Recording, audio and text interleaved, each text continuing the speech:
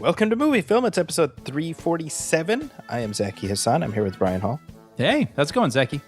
It's going. I'm excited to discuss our movie for today. Oh man, me too. But we have other business before that. What have you seen other than that? I should say, you and I, we had a really fun discussion just a couple days ago talking about the new Evil Dead movie, the new Minions movie. We did a deep dive into Obsession. Yes, we finally got into spoiler territory. So I think that conversation was about 40 minutes long. I mean, it was like a full-on spoiler-filled review, and it was really fun, like hearing your take on it because you just watched it recently. Yeah, and if you are hearing us say this and you're like, wait, I don't remember that. Well, that's because you got to head over to our Patreon feed to hear that. Yeah, it's part of one of our bonus conversations that we drop over there about twice a month over at patreon.com/moviefilmpodcast. It has all our commentaries, all our regular episodes without ads, and bonus conversations where we'll get into reviews occasionally, trailer talk, just all sorts of conversations that just don't fit into the regular episode. So you never know. You never know what's going to pop up over there. Exactly. You know, I have to, this is a little out of date now, but I just had to share this with you because I thought you might appreciate it. But going back to Disclosure Day.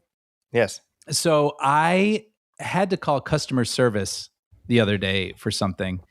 And while the woman was working on whatever, she said, you know, I've been wanting to check out the movie Disclosure Day.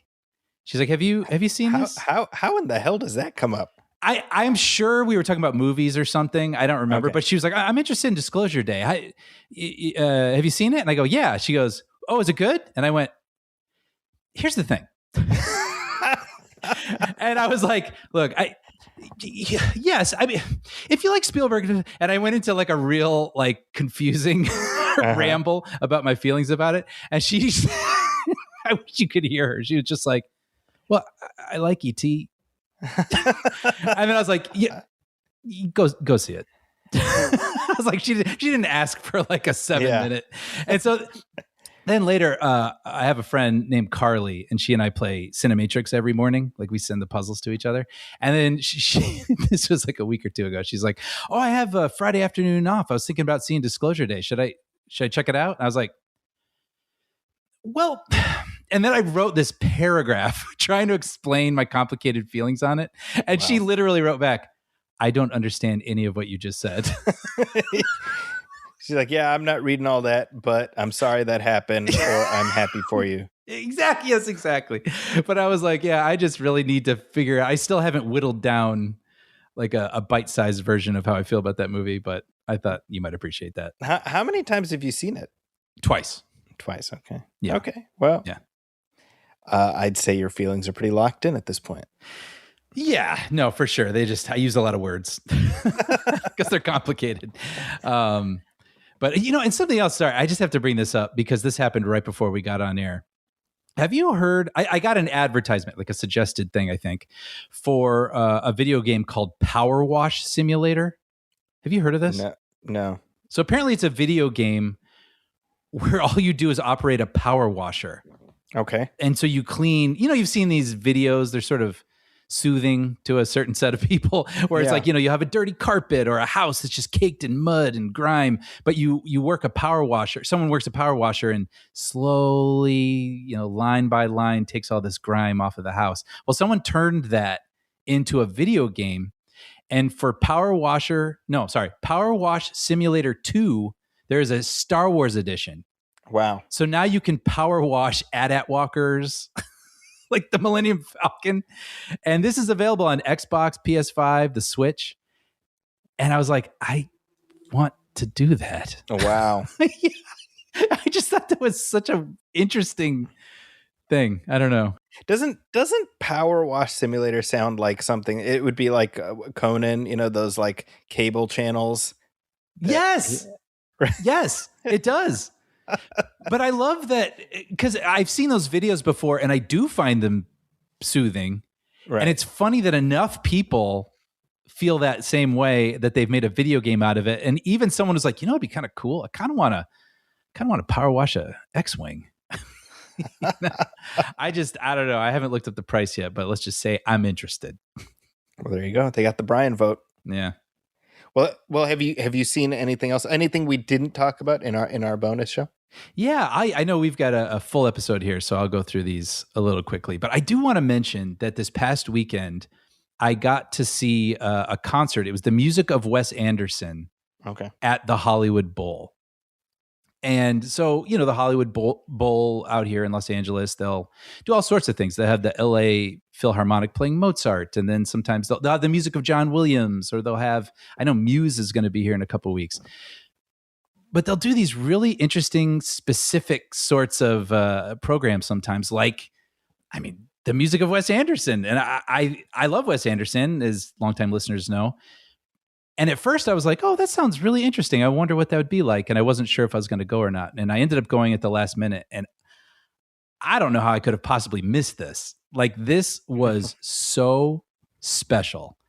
It was emceed by Bill Murray. So that was pretty fun. He came out in a Zissou, white or red toque, his character in that film, and a cigarette in his mouth, and just like, hello and welcome to the bowl, which is funny. And Beck and his band were basically the house band. The LA Philharmonic performed. Jackson Browne was there. Jeff Goldblum and his jazz ensemble performed, and they played all these songs from the soundtracks of Wes Anderson films, which I know, of course, but I didn't realize how much those things had been ingrained into me. Like, suddenly, as I was listening to these songs, I was like, oh, I know these note for note. I mean, not just the British invasion tracks and things from Rushmore or whatever, but just even the score from Grand Budapest. Right. And I actually got a little emotional a couple times, because I realized that this music has been in my life for 30 years, which I just never considered. But I saw Bottle Rocket when I was 16 years old. Amazing. Yeah. And being in an enormous venue like this and hearing what I would think are deep cuts, from a deep cut of a film, performed live with clips from Bottle Rocket playing on these giant screens. And then so it reminded me of being 16 and being in my friend Jason's basement and us discovering this movie together and being like, wow, like, this is now our favorite filmmaker, and just that exciting feeling of becoming a cinephile in your teens, Right. And I remember then, because I loved him, Anderson, in being in college and convincing my friends in college that we got to go see the Royal Tenenbaums. This filmmaker's amazing. And I remember us walking out of the theater, and there's a group of us, and almost all of them were like, sorry, man, this isn't for us, and everyone kind of breaking apart. But there was one guy, I'll never forget, his name was Andrew Wagner. And he just stood, it was like Charlie Brown. He was like Linus, and I was like Charlie Brown. Everyone walked away, and then he put his hand actually on my shoulder and went, I loved it. I was like, oh, really? It's like you're finding your people. That's hilarious. I remember listening to the Grand Budapest soundtrack when I started at Bob's Burgers, and I was kind of nervous and didn't know anybody. So, like, it brought me back to that time. It was surprisingly emotional and really, really special and satisfying. So I'm so thankful I got to check that out this past weekend. What a strange, unique thing. Kind of an only in LA kind of experience, Yeah. And I have to mention this too, because I thought this was funny. I went with our friend Bushra, who's also a big Wes Anderson fan. And there was a moment when I was looking at Bill Murray on stage, and I thought, wow, that's a Ghostbuster. Like, you know what I mean? Like, he's right there. Like, he fought the Stay Puft Marshmallow Man. And then literally, less than a minute later, Bushra turned to me and went, that's Peter Venkman. So like, yeah, we are exactly on the same page right now. That's really funny. So anyway, that was a really cool experience. And you and I've been to the bowl before, right? We saw Weird Al there. We've been there a few times. We saw Weird Al. We saw John Williams. We watched Star Wars in concert. Oh yeah, where they had the live orchestra scoring. Yeah. Which you've done a couple times. I remember you went with your kids to see Empire, right? Empire and Jurassic Park. Yeah, at the San Francisco Symphony. Yeah, those are really special events if they do those in your area. To see a live orchestra playing the soundtrack to a film as you're watching it is a really special thing. Yeah, and I've said before, what the trick is, find a movie where every note of the score. Mm-hmm. because what that does, that allows you to really savor the fact that it is being performed live, because you notice the subtle differences, which I think makes it a little extra, 100%. 100%. Well, two other things I'll mention real fast. I teased this in the bonus episode, but I watched a movie called How to Make a Killing. That's right. Which came out earlier this year, stars Glenn Powell. And let's see, the IMDb summary says, disowned at birth by his obscenely wealthy family, blue collar, I had a pop-up, interrupt the logline. He's capitalism. I know. Disowned at birth by his obscenely wealthy family, blue-collar Beckett Redfellow will stop at nothing to reclaim his inheritance, no matter how many relatives stand in his way. So basically, he's going to knock off all his relatives till he's the last person standing to get his inheritance. And, it's funny. I saw this trailer and it looked intriguing, but I got to admit, there was a little part of me that was like turning my stomach a bit. Like just the idea of watching a fun movie about someone being blasé, just murdering people for money. Like it just kind of, I was like, I don't know. Like I'm intrigued by the premise, but it's also making me feel a little icky. But it was on HBO Max. And so I was like, well, I can at least give it a shot now here from the comfort of my living room. And I really enjoyed this. I think what's interesting about it is this movie isn't a bouncy romp. I think the trailer might have done that to try to make it seem inviting, but this movie kind of lives in the gray area about you kind of understand why he feels scorned by this family and have these bitter feelings, but it doesn't celebrate what he's doing. Like this movie isn't a pop song. You know what I mean? And I really appreciated that. And so then I looked up who made this? And it was John Patton Ford, who did Emily the Criminal with Aubrey Plaza. Yeah. Which I really liked, and is a similar sort of movie where it's a person who's a bit of an underdog. Life has not been fair to her, and she gets involved in credit card scams. Which is funny because in real life, if I met someone who did credit card scams and scanned old people, I'd probably punch them in the face. These are the true scumbags of our time, right? But they also make this character an interesting person. So you don't like what they're doing, but you're intrigued by why they're doing it and how they're doing it. And I'd say this movie does something kind of the same. And I like that. I like that it doesn't make you feel comfortable all the time, but it does make you think, well, what's going to happen next? What's going to happen next? And it turns out to be a pretty entertaining yarn. So, and Glenn Powell, when it started, it's just inevitable. I thought, Glenn Powell, is he a movie star? Do I like this guy? And it's funny because I did go in okay, interesting. He doesn't have me immediately like some stars do. And by the end of it, I was like, I really like Glenn Powell. He gets me every time. I feel like you have this discussion with yourself about every 8 months. Yeah. It's he's great. He's perfect in this role too. In particular, for you, he's locked in as the day trading dude bro from The Dark Knight Rises, and then you have to remember, oh wait, he's capable of other things beyond just that. Maybe a little bit. You know what? He has resting dude bro from Dark Knight Rises face. I respect that. Right, but he is charming and he is a good actor, and he had a lot working against him in this movie because you should really not like this person, but you're willing to go on this journey with him and see what happens next. So it's dark, I'll mention that, but it's a good yarn, and I think people will enjoy it as a thing they haven't seen that's streaming on HBO Max. So, all right. This has been kind of a slow week for me. I got in the Odyssey. Yeah. Which will be unpacking just a little bit. But other than that, I'm enjoying the summer. The kids are home. They're home from school. They're out and about. So, I'm spending my day hiding out away from them. Mostly. Just trying to get away as much as I can. Yeah. My youngest got a hold of a Sharpie yesterday. So that's fun. Yeah. Well, does he have a future? I mean, is he going to put himself through college with his art? At this point, he's going to have to, because the math ain't mathin'. Not sure he found his voice yet, but we'll give him time. Fingers crossed. You never know. My daughter, and you know this. She does these very elaborate arts and crafts things. Oh yeah, she's 9, and she she watches like YouTube videos about how to make things, and she and you saw this recently. She makes, for example, these little like fit in your hand replicas of backpacks. Yeah, when we were up there, Sean and I visiting you, she was like, we're going to make these together, okay? And so she took us into another room. She had scissors, a glue gun, all the materials.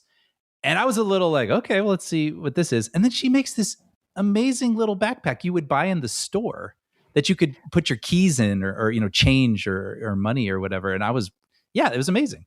Yeah, she had you guys sitting there doing them. She was walking back and forth. She had a switch. She was, if you were working too slowly, Yeah. Yes. So she's got that figured out. She's tough but fair. She's got a sweatshop monitoring job in her future. We're very hopeful. Anyway, so yeah, maybe she can teach the baby some of that. Yeah, there you go. Yes. Well, yeah, I guess it runs in the family. You know what? These kids, they gotta be self-starters at this point. Right. I should say the baby, it's fun. He's started recognizing superheroes. Oh, okay. I remember this right down to your first son, where he could go through. You had the Marvel superhero like trading cards. Yeah. In a binder. And I remember you would flip the pages and point at a character, and he was so young, and he'd go, Hulk, Captain America. Like, yeah. So all the way down to your last. Well, he would, if I said, where's Hulk, he would point to him. Like he didn't talk as much. My first one. Oh, that's right. My youngest, meanwhile, like we got him Spider-Man pajamas. Mm-hmm. And he points, he goes, Superman. And I'm like, no, God damn it. And then he found like a Superman plush. He goes, He-Man. I'm like, son of a bitch. So it's a little frustrating, this kid. I don't know. Well, at least he's showing an interest. Listen, either do it right or don't do it at all. That's what I'm saying. That's fair. Actually, I think your daughter would agree. Yeah. Seriously. Where's that switch? All right. I was like dancing around it. I was like, do I make a joke about a switch? Like I wasn't sure. I think, look, she's tough, but she told you guys, she said, go cut me a switch. And you're like, it's like handing you a shovel and making you dig your own grave. But I don't know how she does all that. I mean, they're quite good, quite well done, So talented, yeah. The little backpacks. Yeah. Oh, yeah. I have it right here next to my desk. You better. Yeah. You don't want her asking, and then you're like, oh, I misplaced it. Yeah. That's not going to go well. Hey, anyway, we got some listener letters, Brian. Mail call! I believe you have a letter for me. 18,000 letters, all addressed to Santa Claus.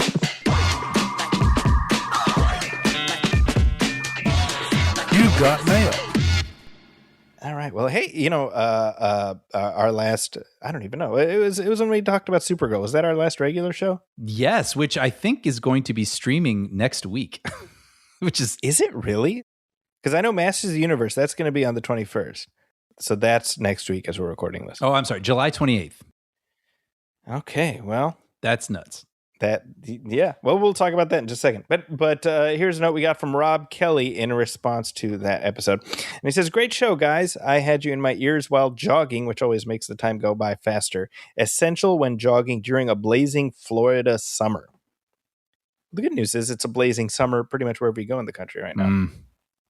He says, when Zachy mentioned having seen Masters of the Universe 4 times already, I almost gasped. With a full-time job, a podcast, and at last count, approximately 17 children. Accurate. I thought, how the hell does he have time to see any movie in the theater 4 times?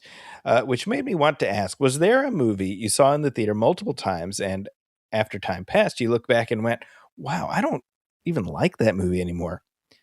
I'm not saying that's what's going to happen with Masters of the Universe. You're goddamn right it won't.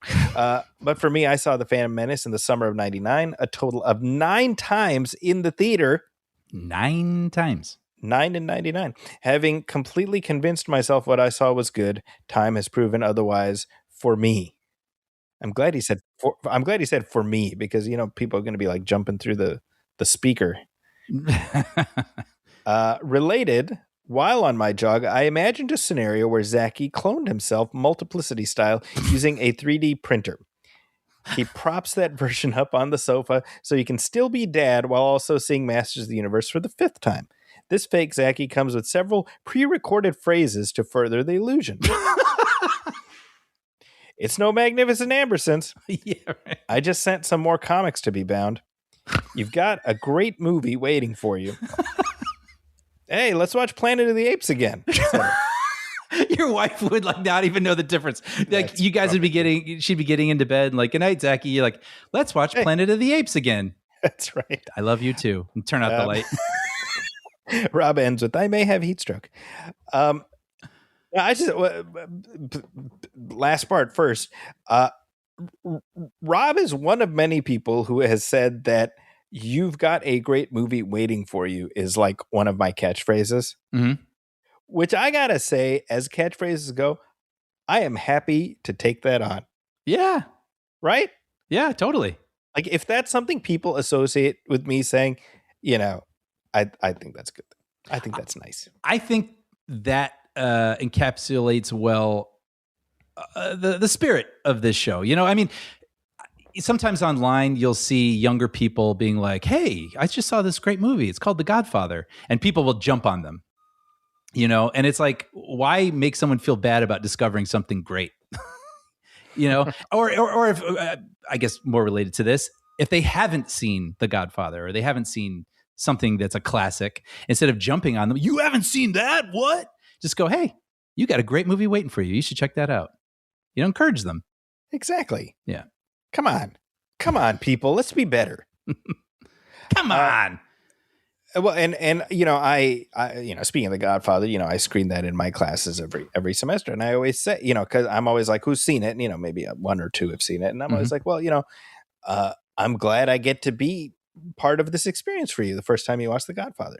Exactly. Yeah. I think the trick is you don't want to overhype something. Sure.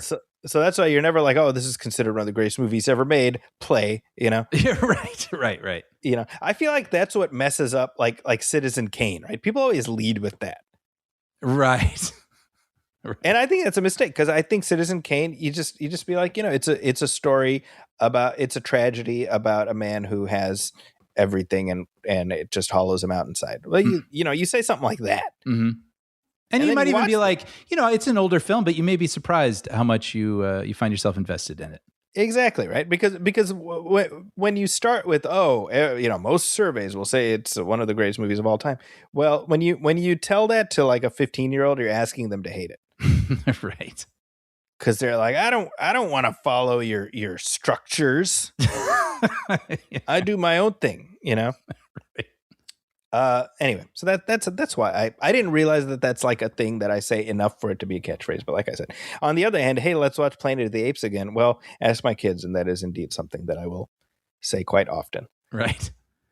As far as movies watched multiple times, well, and actually, before we even get to that, Master of the Universe I did see 4 times in the theater. That it did work out. I did not regret any of that. I enjoyed it each time, but it just sort of worked out where I went to the press screening, and then, my brother wanted to see it, and then my wife separately wanted to see it. And she's like, well, I'd rather watch it with you. And I was like, okay. Mm-hmm. And then you and Sean were like, let's go see it. Mm-hmm. And we made it work by going at 10:30 at night. That is true. So we were there the whole day. I think your kids eventually went to bed, and then that's how we got out. And we're like, He-Man time. Yay. I know. So that is rare. I don't often do that. Although I think I probably watched, I think Avengers Endgame. I saw that 4 times. Mm-hmm. But it is rare, especially these days. It is rarer. Mm-hmm. And I will definitely not watch a movie multiple times if I'm not if I'm not, feeling it. Right. But I will say, speaking of Planet of the Apes 2001, I watched the Tim Burton Planet of the Apes. I'm going to say at least 3 times, probably 4 times. Mm-hmm. Trying to convince myself each time that it wasn't, in fact, not very good. Yeah. Going back to Phantom Menace, I remember we were all trying to convince ourselves that it was better than it was back then.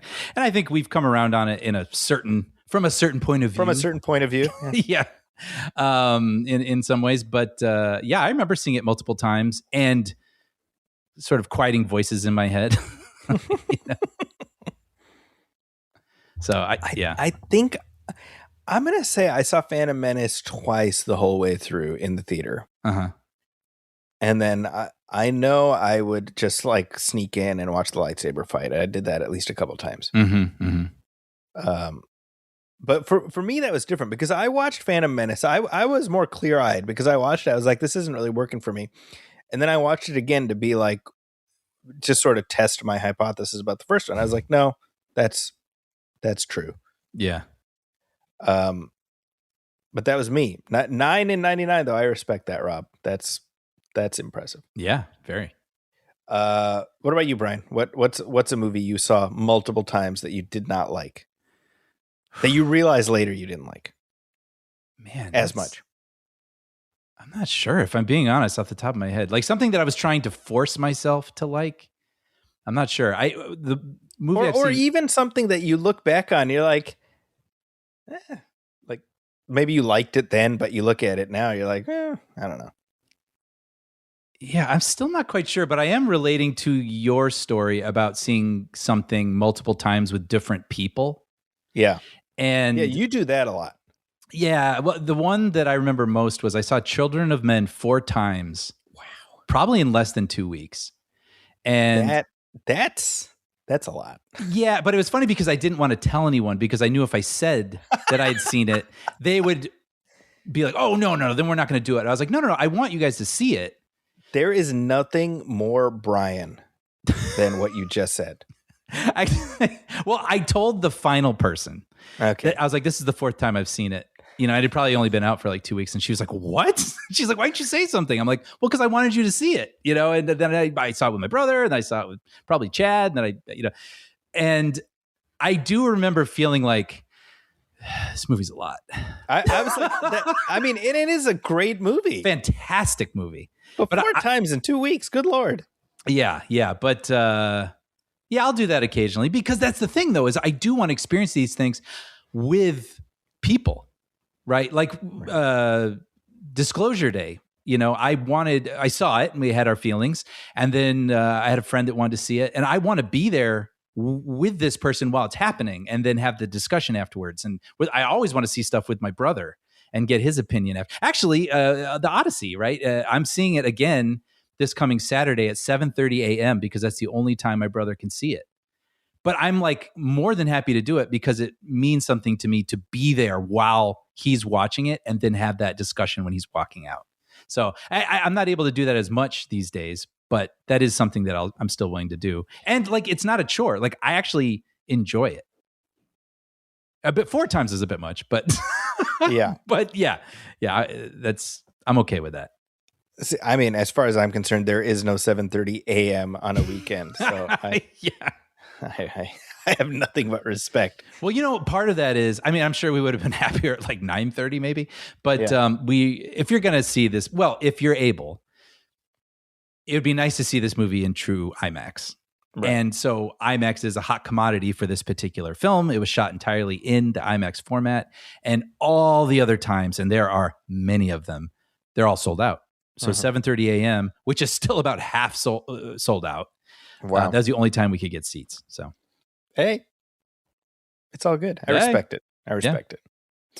Well, okay. Well, thank you for sharing that. So the real moral of the story is Brian is a good friend to have. He'll go see that. It doesn't matter if he's seen it already. He wants to experience it with you. I do. I do. That's impressive. Well, thank you for that, Rob. And I will be watching Masters of the Universe again, not on the big screen, but in digital very shortly. So looking forward to that. Yeah. I'm glad. By the way, just because I know how much Masters of the Universe means to you and has meant to you through your life, that makes me very happy that is the reaction you had to that movie. I really like it's so funny because I see so many people online who are like, man, it sucks that it flopped. And I'm like, well, again, just based on our conversations here, I had no illusions about it not flopping. Mm-hmm.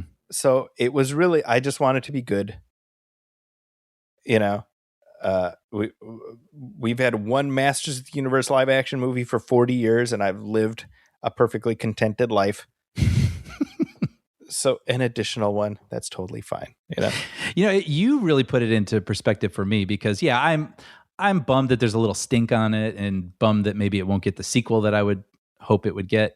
But then you were like, well, it's like The Rocketeer.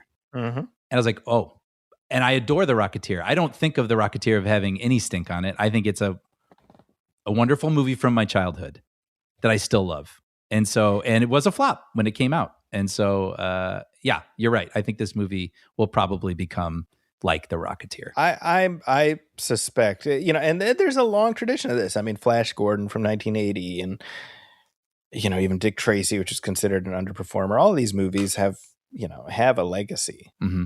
And this is going to be part of that pot. Yeah, I think so. Here's a movie that is not going to be part of that pot, and this is an email we got in response to our commentary track for Independence Day Resurgence, which we dropped just a few weeks ago. This is from Adamo, who says, just to be clear, I'm not saying that people can't grow and change over time, but does this count as growth or just a lack of resolve to stand firm in your core fundamental beliefs? And then he included an audio file. Do we want to play that? Let's do it. Now, in order to head off the questions in advance, we will not be doing Independence Day Resurgence. Do not ask. That movie does not exist in this dojo. Right. Once was enough.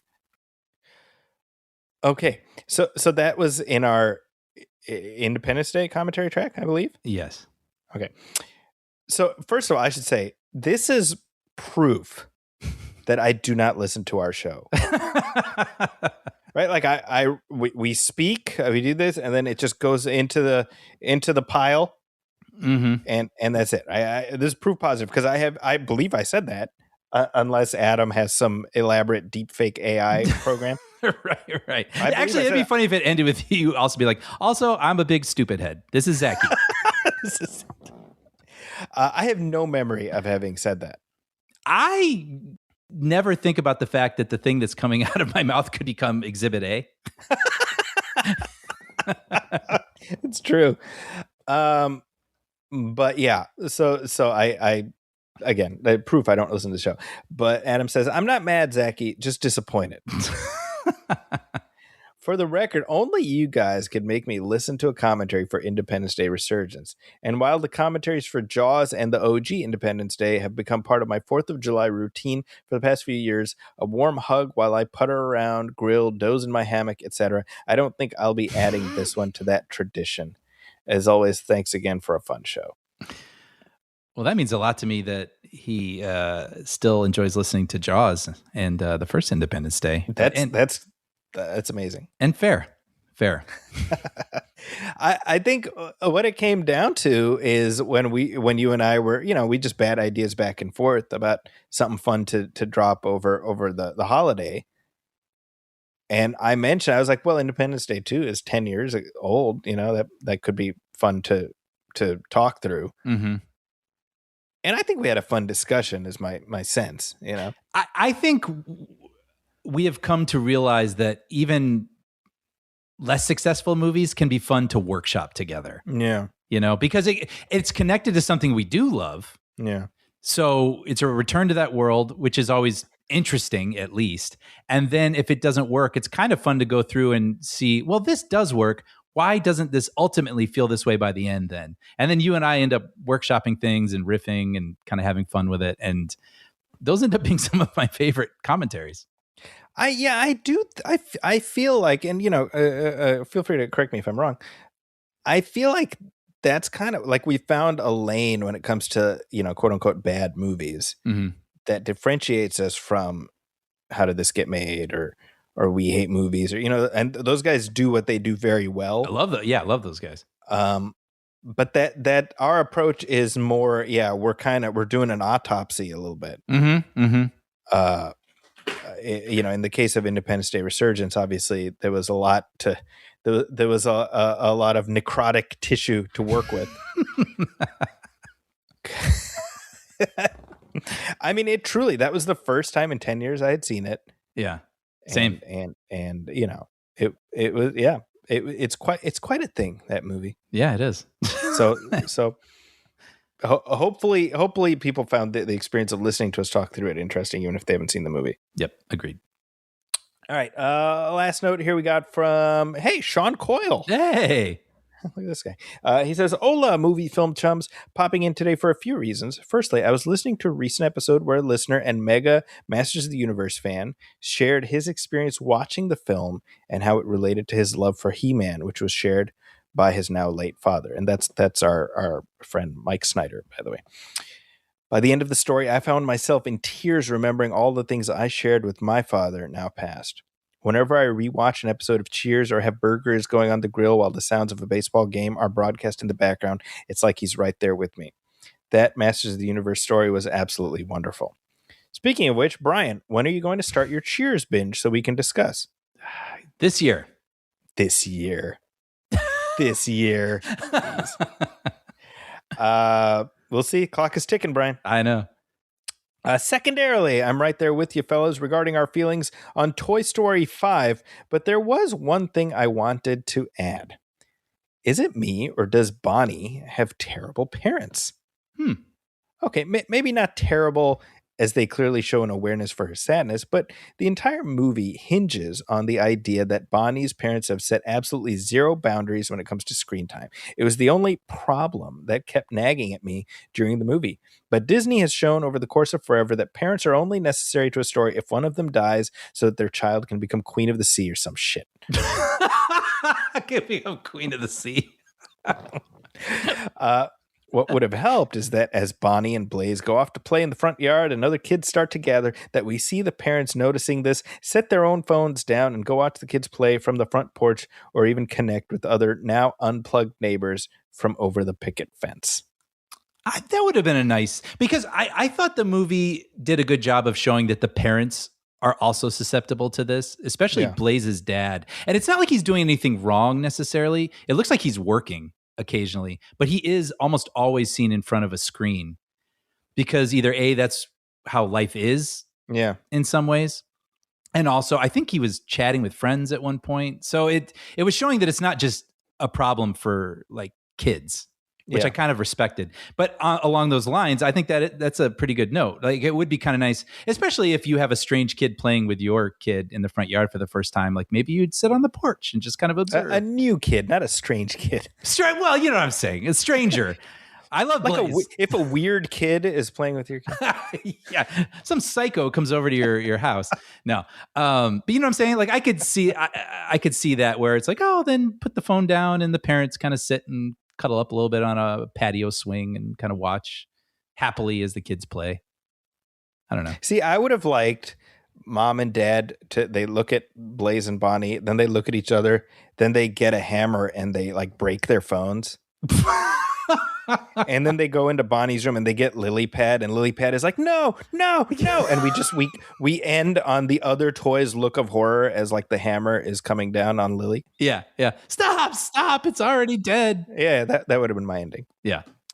That's why I'm not in charge of Pixar, though. Sean continues. Third, regarding Supergirl and the frequent use of Temu Guardians or Temu Gunn in reviews and discussions, yours included, it feels like James Gunn and DC are all in on a vibe that audiences have already grown tired of. Now, with Clayface being the next offering, you could make the argument that it feels like James Gunn is making these movies for himself and his fans and not properly servicing the source material and the greater DC universe. No one should ever expect to repeat the long play model of the MCU that culminated so masterfully in Avengers Endgame, but James Gunn's Superman, which I very much enjoyed, in spite of some of the unsavory or too off-kilter Gunn-isms, moments and characters, did a wonderful job of showcasing that this world was filled with vibrant, interesting characters and that dealing with alien blob attacks was just an everyday thing. I couldn't wait to see what this universe's version of Flash and Mr. Miracle and Aquaman and Green Arrow and Black Canary and Booster Gold and Wonder Woman and Batman would look like, but instead we get Clayface? What are your thoughts on this current direction, and after the lackluster box office from Supergirl, do you foresee any drastic or reactionary pivots in their master plan? Keep on movie filming. Your old pal Sean. And what I will say is thank you, Sean, for those questions. Luckily for you and everyone else, we actually did have this discussion, right, Brian? We did. Yes. Wow. Was this on a bonus episode? This was a bonus episode. Oh, wow. I get them confused sometimes. Yeah. Yeah. We talked about this very thing. Yeah. We held court for almost an hour. So, hey, if you want to hear that conversation, jump over to the Patreon page. Yeah.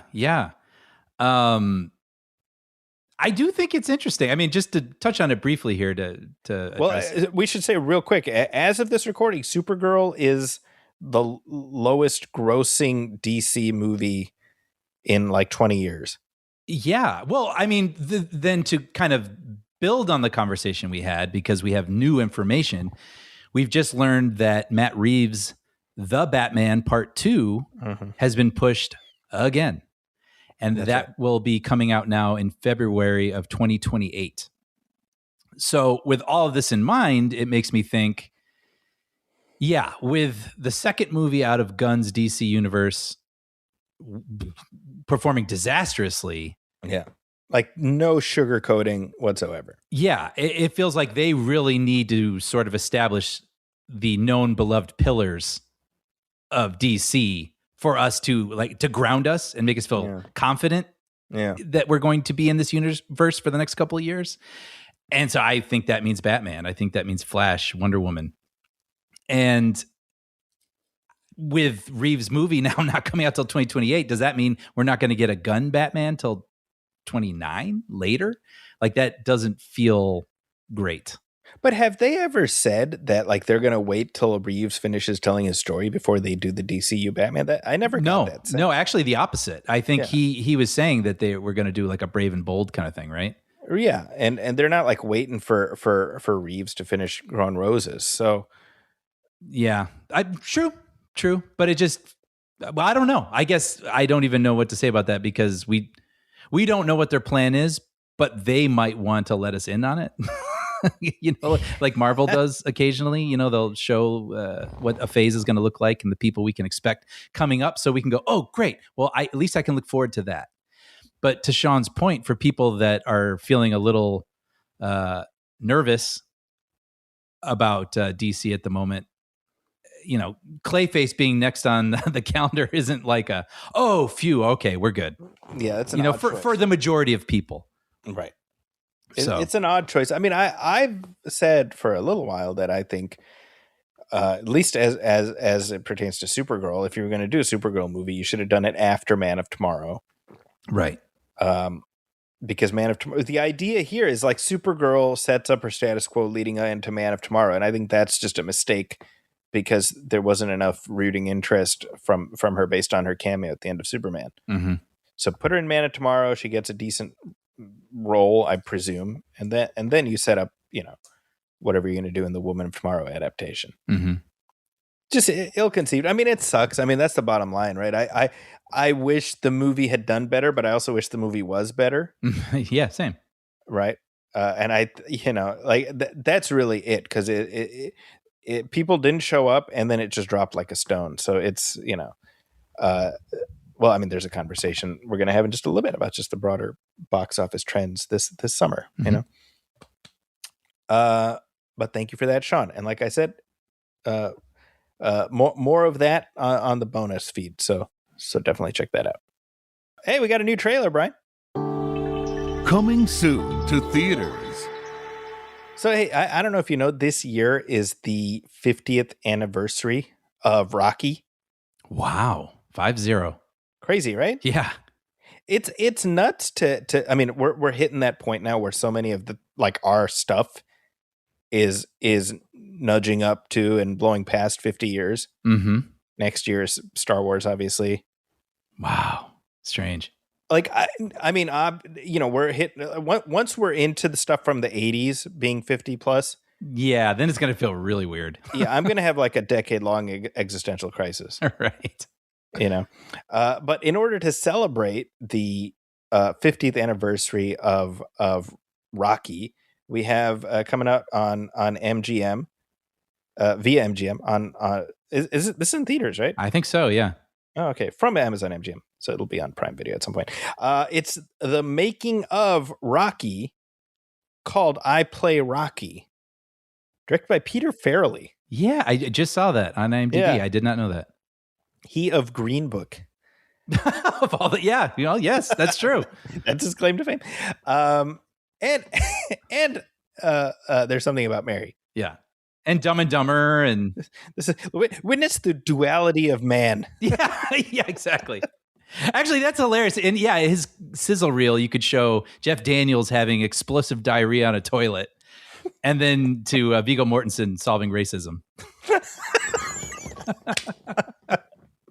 So this is a film that they just dropped the trailer in the last 48 hours as we're talking about it. Anthony Ippolito plays young Sylvester Stallone. Mm-hmm. We want to play some of the audio from this? Let's do it. Are you delusional? You don't got the looks to be a movie star. Not to mention, you talk like you got rocks in your mouth. Yeah, I know I don't look like Einstein, but I got a brain. The only way for me to get to show people is me to have to write a script for myself. Yeah, so do that. Write a script. And give yourself the best part. So I have said for years, because in my film classes, I talk about the making of Rocky. And I'm like, the way Rocky got made, I mean, it's like a movie itself. So, I'm not saying I had, it was an original thought from me, but the fact that they're making a movie about the making of Rocky, it feels very appropriate. Mm-hmm. I have to say I was skeptical. Yeah. And then I hit play on the trailer, and by the end of the trailer, I was like, man, I want to watch this movie. Same. I mean, that's the thing. Movies like this can either be really, really hammy and on the nose. And I feel bad. I don't know why I feel bad picking on this movie, but that Jimmy Stewart movie, like, right. For some reason, I feel this weird sort of like thing where I'm being mean when I. Well, because one presumes it's being made with its heart in the right place. Yes, but it does have that sort of real on the nose, almost like Hallmark movie, sort of thing to it, where it just feels like, I don't know, a little too saccharine and all those sorts of things. You just don't know with these, things that look back nostalgically at stuff that we know we already love. Yeah. But yeah, when I watched this trailer, I was like, holy cow, I'm pumped up.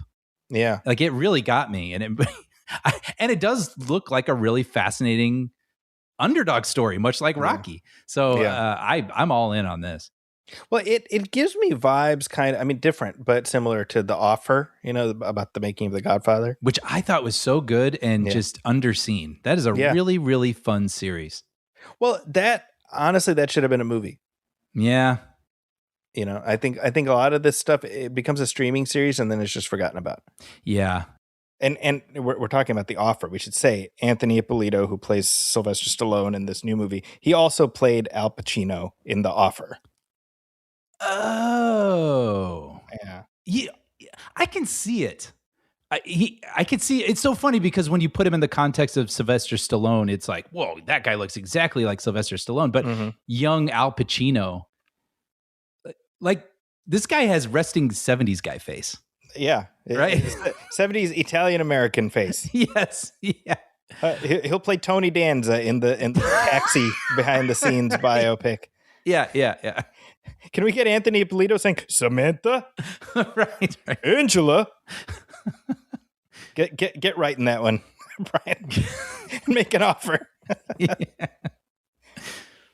Yeah. And that did have kind of a fun, bouncy, almost like Get Shorty-ish sort of Hollywood. Yeah. What a wacky place. But, it's not a comedy, Right. but it has some fun. Whereas this, I like that this didn't, for me, lean into the hokey, saccharine, hammy, winky sort of thing. Like, remember this? Wink. You know, like it looks very sincere and well performed and well executed. Yeah, I mean, well, we've got. I mean, it's pretty solid cast, right? We got Matt Dillon as Stallone's dad, Stephen James as Carl Weathers. Dude, he looks incredible. Yeah, it sounds incredible too. Toby Kibble as Robert Chartoff. I think the story, you know, this is one of those things, right? I mean, again, I've talked about this in my classes. I'm like, Stallone gets this idea, and you know, inspired by the Chuck Wepner fighting Muhammad Ali, writes the script, and this is the historical record that they loved the script, and they're like, we want to make it a star vehicle for Ryan O'Neal or whoever. We'll give you this much money. No, we'll give you this much money. No, they keep upping the ante, and he's like, no, because he has the clarity at that moment in his life, while he's living in a shoebox apartment with no prospects, he has the clarity to say, if this movie gets made and it's success and I'm not in it, I will live with that regret for the rest of my life. Mm-hmm. Right. And I think about like whoever has that much clarity, you know what I mean? Yeah. And belief in themselves. Right. I mean, I love stories like this. And I remember even with the Steve Jobs book and other sorts of stories where, these decisions lead to massive success. Yeah. But you think of them in that moment and they don't know that, and they still stick to their guns. It's just so inspiring. It really is. Yeah. So, I mean, here we are, like we already know, well, Sylvester Stallone has had an extraordinary career, still going. Yep. And so, the fact that he, I mean, imagine being Sly Stallone at that moment, be like, they're going to make a movie about you holding out for more money. Like, right. You know what I mean? Yeah. In that hard moment. Yeah. Like you said, in his shoebox apartment where he could really use the money, and he keeps saying no because he believes in himself. Not only is your movie going to get made and win Oscars, and you're going to become one of the most known stars on the planet, they're going to make a movie about this moment. You standing your ground. Yeah. It's going to be so iconic that all of this is going to be like shorthand for a making of movie. Yep. Amazing. So this Anthony Ippolito, the resemblance is impressive. It's uncanny, down to the most subtle sorts of features on his face. It very much looks like him. The one, I don't even know if this is a qualm. This is just a reaction based on the trailer. It feels like he's doing Rocky more than he's doing Sylvester Stallone. I see that. Yeah. You know what I mean? Yeah. And maybe this is just because the trailer's just putting certain bits in there. Right. But I mean, the thought I had, it's kind of a Jafar Jackson situation, right? Like, is he going to be so identified with Sylvester Stallone that he won't be able to find other stuff, That's the thing. It's almost a miracle how much he looks like him, but will that be something we're unable to shake when he's in other roles? I don't know. And then meanwhile, they're shooting the John Rambo right now, the Rambo prequel. Oh yeah, that has Noah Centineo as Rambo. Interesting. Okay, so this is just the year for like young Stallone projects. Basically. Yeah, that's funny. I'm sure Amazon MGM is very excited because they're looking at a brand new franchise, because in a couple of years we get to do I Play Rocky in the sequel to Rocky. Yes, you're right. 30. I Play Rocky in Creed. Yes. And then 50 years from now, I play the guy playing Rocky in I Play Rocky. Yes. I'm looking forward to that one. God willing, in 2076, you and I will go watch that together. I remember seeing I Play Rocky playing Rocky. That's the one I'm hoping for. Dude, you've made me snort twice this episode. Oh, dude. When does this come out? November 2026. Yeah, Amazon having a heck of a year. I mean, they had Project Hail Mary, one of the most. They've had their ups and downs. Well, it's certainly, but I mean, this year, I just had someone recently this past week tell me they watched Hail Mary for the first time, And even after all the hype and people recommending it, they're like, this movie is so good. Oh, yeah. I was like, wow, when's the last time a movie just captured such a broad audience's imagination? Yeah. It's amazing. Well, that's the story of the box office this year is the highs are very high, even as the lows are very low. Mm-hmm. And I think that is itself, illuminating. Yeah. Speaking of which, hey, we have some headlines. Extra, extra.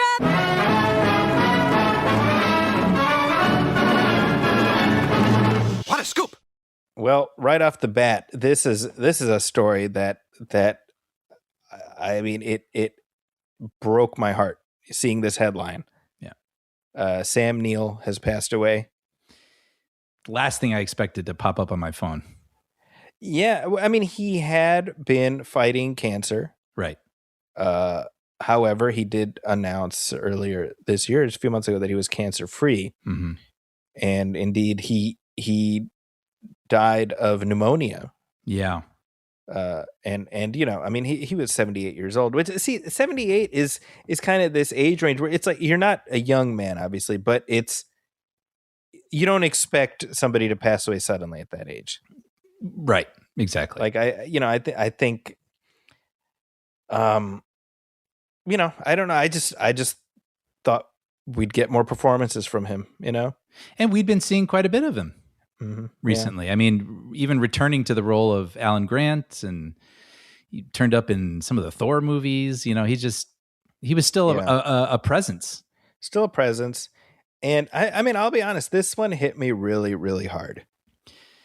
Yeah, same. I got kind of emotional, and I was not expecting that. Well, I think, I mean, obviously for you and I mean, we do have such a specific relationship with Jurassic Park. Mm-hmm. And he is so integral in that movie that, we just sort of formed a real relationship with Sam Neill as Alan Grant, mm-hmm. And yeah, to your point, I'm glad we got to see him play that role one last time, Yeah. I think the movie did justice to his character, even if the movie was hit or miss, We were definitely at the very least happy to see him again. That's right. And just, beyond just the sadness we feel as fans and, obviously what his family's going through. I mean, I think something very beautiful has been the almost uniform admiration for his kindness and just decency. Mm-hmm. There are no bad Sam Neill stories. Yeah, I kept seeing a word come up, which was protective. With the child actors from Jurassic Park, Laura Dern, and I found that very interesting. And like, what a quality that you would love to have someone say about you. It's like they're very protective of me. I felt very safe with them. Yeah, I mean, there was a Ariana Richards who played Lex in Jurassic Park. She posted something nice on Instagram. Joe Mazzello, who was Tim, he posted a video, which I mean, I got choked up watching it. Mm-hmm. How how he didn't even realize Sam Neill was still like following him.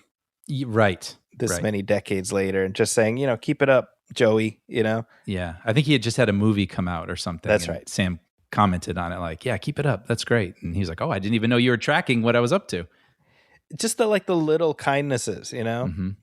I saw a Bryce Howard. She posted, Sam was exactly who you hoped he'd be. Funny, warm, wickedly self-deprecating, endlessly kind, a beautiful human being who happened to also be Alan Grant. And what a career, by the way. Like, I mean, obviously Jurassic Park, right? That's the thing. I mean, you and I included, like, that's what immediately we would think of. But what range, A Hunt for Red October. Oh my gosh. I would like to have seen Montana. Yeah. Right? Heartbreaking. Yeah. Bicentennial Man, there's a movie I come back to again and again.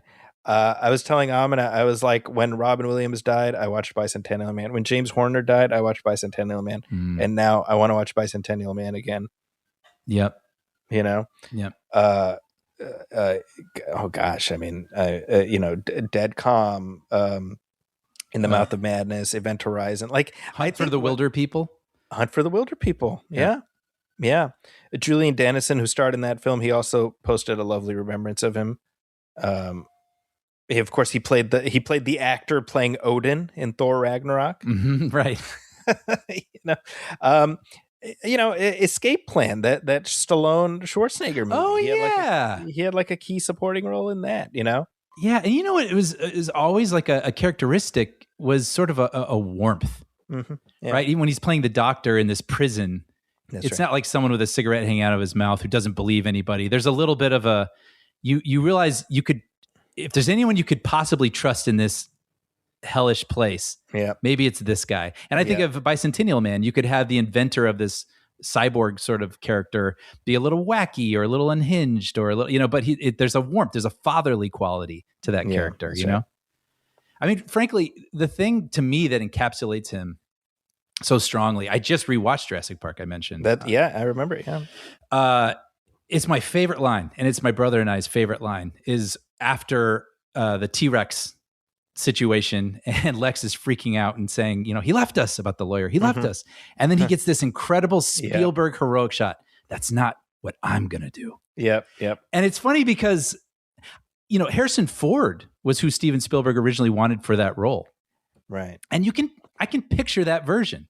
Yeah. But it feels a little bit more like a movie star. It feels a little bit more, you're not exactly sure what he's always thinking, with this guy. Right. But what Sam Neill brought to that character was what seems to be inherently him, which is a stoicism, but like a warmth, and a graciousness and like a dad energy. Yeah. Frankly. And what I love is, I think about we talk often about the movie Home Alone and why it's endured. Right. And we say because it's more than a boy just throwing paint cans at burglars. It's about a child learning to grow up a little and think about other people. Right. There's a warmth and there's a humanity that is the secret sauce to that movie. And that's why people still love it all these years later. And I think that's the secret sauce to Jurassic Park, is it's not just about people getting eaten by dinosaurs. We start with a guy who's a little grumpy and doesn't like kids, or thinks he doesn't like kids. Yeah. And over the course of the movie, I've always loved the moment too, where he goes up into the tree and Tim's scared and he's like, I threw up. He's like, I won't tell anyone you threw up. Yeah. It's so like dad-like and warm. Right. And then we have, when the kids cuddle up with him in the tree and he's a little surprised by it, but they feel immediately comfortable with this guy. And then we end with the movie with them falling asleep on him in the helicopter. And he gives that really nice smile, that lovely smile to Laura Dern. Like, that's the secret sauce of Jurassic Park. Well, and one moment you didn't mention is when he touches the electrified fence. Yes, the playfulness. Right. And that incredible smile he gives, that funny dad joke. He just made a great dad joke. That's right. And it's just, like that's something only he could bring to that character. That's why we still love that character so much. And I think that's why that movie especially endures in our hearts. Yeah. All these years later. Yeah. And that's sort of like, in terms of cinematic legacy, Jurassic Park ensures that Sam Neill will be watched and admired for forever, right? Mm-hmm. Above and beyond all the other work that he did. But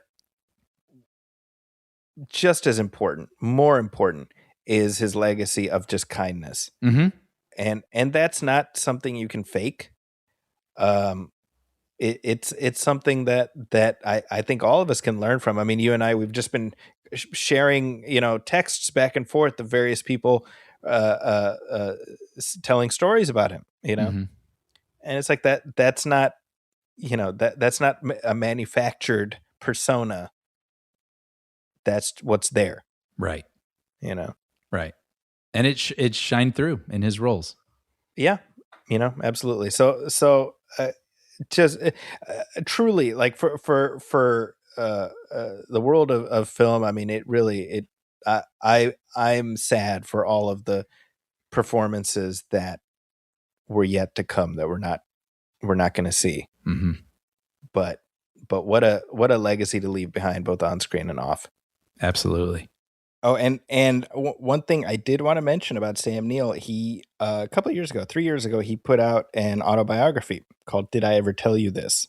Oh, now that you say it, I remember that. Yeah. Yeah, and I had back in the day, I downloaded the audiobook and I listened to it, and so I've been listening to that the last couple days. Well, now that I'd really like to listen to that. I'm assuming he narrates it. He read it. Yeah, he has such like a soothing, demeanor. I bet it's a pleasant thing to listen to. Because I know a lot of folks right now are definitely feeling that. It's hard to really sum up, the loss of like a celebrity who you didn't know. Mm-hmm. But we do form these parasocial relationships. And I think that's valid, Mm-hmm. But I found personally over the last few days, just listening to this audiobook, I just found it very pleasant. It's just sort of a way of connecting and remembering. Yeah. Well, I definitely want to maybe go on Audible and give that a download. Yeah. Like I said, it's called "Did I Ever Tell You This?" Nice. So Sam Neill, R.I.P. In other news, hey, Moana is in theaters again. Again? Well, I don't mean the 2016 animated film. I mean the scene for scene Gus Van Sant style live action remake. I have not heard anyone make that comparison. That is genius. That is genius. Well, and also I say again, because there was a sequel just like a year ago or something, right? It was last year, right? And it made $1 billion plus. There you go. People like Moana. Well, man, this is so this one I should say I have not seen. My wife did see it, and she's like, yeah, it's like the exact same thing. But it opened in like Supergirl territory. Or close to it. $43 million in North America. This is like a $250 million movie. Wow. And that's before marketing and all the other fun. Yeah. So factor in another 100 million. So I mean, this thing is cooked. Yeah. Right. And I am sort of fascinated at this movie's existence because it really does feel like something no one was asking for. Well, and the conversation around these Disney live action remakes is always like, these are just cynical cash grabs, right? Like they're taking stuff from their catalog that already exists, that's already beloved, and then they're just making a live action version because they know it's guaranteed millions for them, whether or not anyone ever even enjoys them or will ever revisit them. Like, are these the choices when, you want to show your kid Snow White? Are you ever going to show them the live action Snow White, or are you going to show them the original Snow White? Right. So it feels a little cynical, but this one, was like, well, this is undeniably cynical because this movie's not even 10 years old and we're already remaking it. And yeah, they just know, or they assumed everyone would show up and it would make $1 billion. Well, yeah. Well, and it feels like they were banking a lot on the appeal of seeing Dwayne Johnson play Maui in real life. Yeah. Which I mean, clearly they were overestimating the appeal of that proposition. Well, and do you also think that they were worried about him aging out of it a little bit? So it's like, let's do it while the getting's good. Yeah. So I'm sure that was a factor. Mm-hmm. Although it's interesting because I was talking to some of my students about this, this past semester. And I was like, well, I mean, you got to have Dwayne Johnson. Like, who else is going to play Maui? Like, we don't care about that. Oh, really? Interesting. Like, there was no inherent necessity in their minds of having Dwayne Johnson playing Maui. Maybe that's something that would have made more sense 15 years ago or something, where he was this big superstar that everybody at least seemed to like, whether or not they liked his movies. Well, so that's there's sort of an intermingling of several factors here, right? Number one, this entire summer is proving the proposition, and this is just like the cherry on top, that if you wheel out the same old thing, if you have a wheelbarrow of shit and tell people it's sugar, they will eventually stop turning up. Mm-hmm. Right. And look, last year, Lilo and Stitch made $1 billion plus. Mm-hmm. Yeah. Yeah. Right. And so what's the missing ingredient? I think time. Mm-hmm. Right? Lilo and Stitch was 20 plus years ago. Mm-hmm. So I think it really needs to be an intergenerational prospect. Right. Where somebody takes their kids, right? Mm-hmm. I think Moana has not been around long enough. I also think, and this is something you and I talked about during our Troy commentary, how it looks unappealing. Mm-hmm. Yeah. It looks like live action people plopped into the same exact digital environments from the animated film. Yep. And it's not doing anything different. So I mean, all of these factors, right? But to me, big picture, it's like, well, The Rock is a diminished people's champion at this point. Yeah, that's part of it for sure. It's kind of a bummer, right? Because I mean, during the life of this podcast, we've seen him be astride Hollywood like a colossus. Yeah. But everything that goes up comes down. Yeah. And I guess what I'm really fascinated by is it did seem like these Disney live action remakes were just fish in a barrel. That's right. Because a couple movies aside, they were. Yeah. And so it just seemed like whether or not anyone felt this was cynical, it was still going to succeed in spite of all of that. And so it's just amazing to me that for the first time, people kind of said, no, not this time.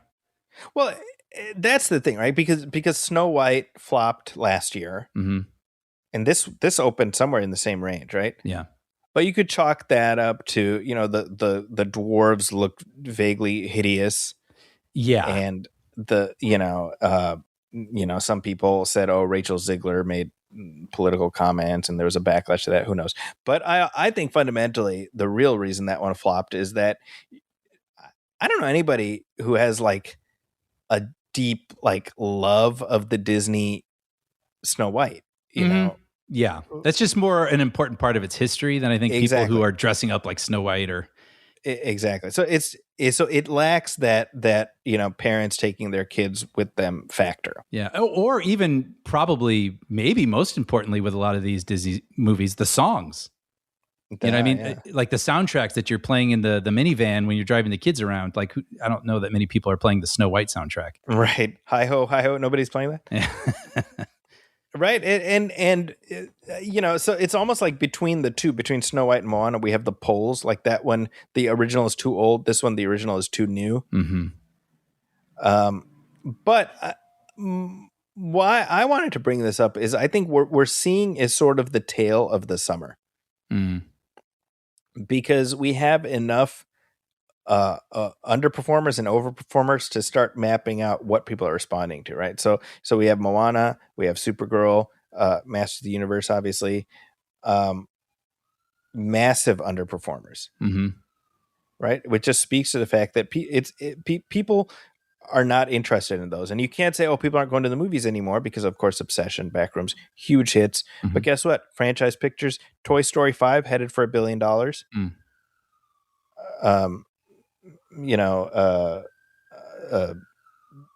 That proves that, well, it's not like people are just rejecting anything with a number at the end. Right. I just, and obviously the Odyssey is going to be, we're staring at the barrel of a massive, massive opening. Yeah. And then you mentioned Project Hail Mary earlier this year. It's not a summer movie, but guess what? Huge hit. People showed up. So what can we infer based on all of these? I'm curious. What do you think? Well, I think for me, it's really if you build it, they'll come. Right. But it has to be a sturdy construct. I think Toy Story 5, look, what has worked in that franchise's favor is that they wait. Right. So again, it's like, oh, they thought they were done with 3. Oh, why are they making another one? It's like, oh, well, it's a cynical cash grab. Okay, but they still waited 9 years before they made the 4th one. They waited, 7 years before they made the 5th one. And I think that really shows a savviness with the audience, because if you build a new Moana, we like Moana 1. So then you make a Moana 2. Well, people want to see the further adventures of those characters. But if you just, like you were saying, do like a karaoke or a Gus Van Sant Psycho of the first one, people sniffed that out and was like, well, no, I mean, and I would like to believe that people saw how it looked and kind of even subconsciously rejected it. Mm-hmm. That's the thing. How do you spend that much money and have it seem so lifeless, you know? I know. It's odd. And I think that, again, it's not that people are rejecting sequels out of hand. It's just give us something new, even if it's in familiar trappings. Yeah. I mean, like you said, I mean, Toy Story, if they had a Toy Story like 2-3 years ago, I don't know that would have had as big an opening this year, but those are characters we still love. They know it. They took their time and we showed up, you know? And then also I like that there are the surprises. Project Hail Mary, I never would have guessed it would have done as well as it did, but someone trusted their gut and was like, hey, this book's great. This is going to make a great movie.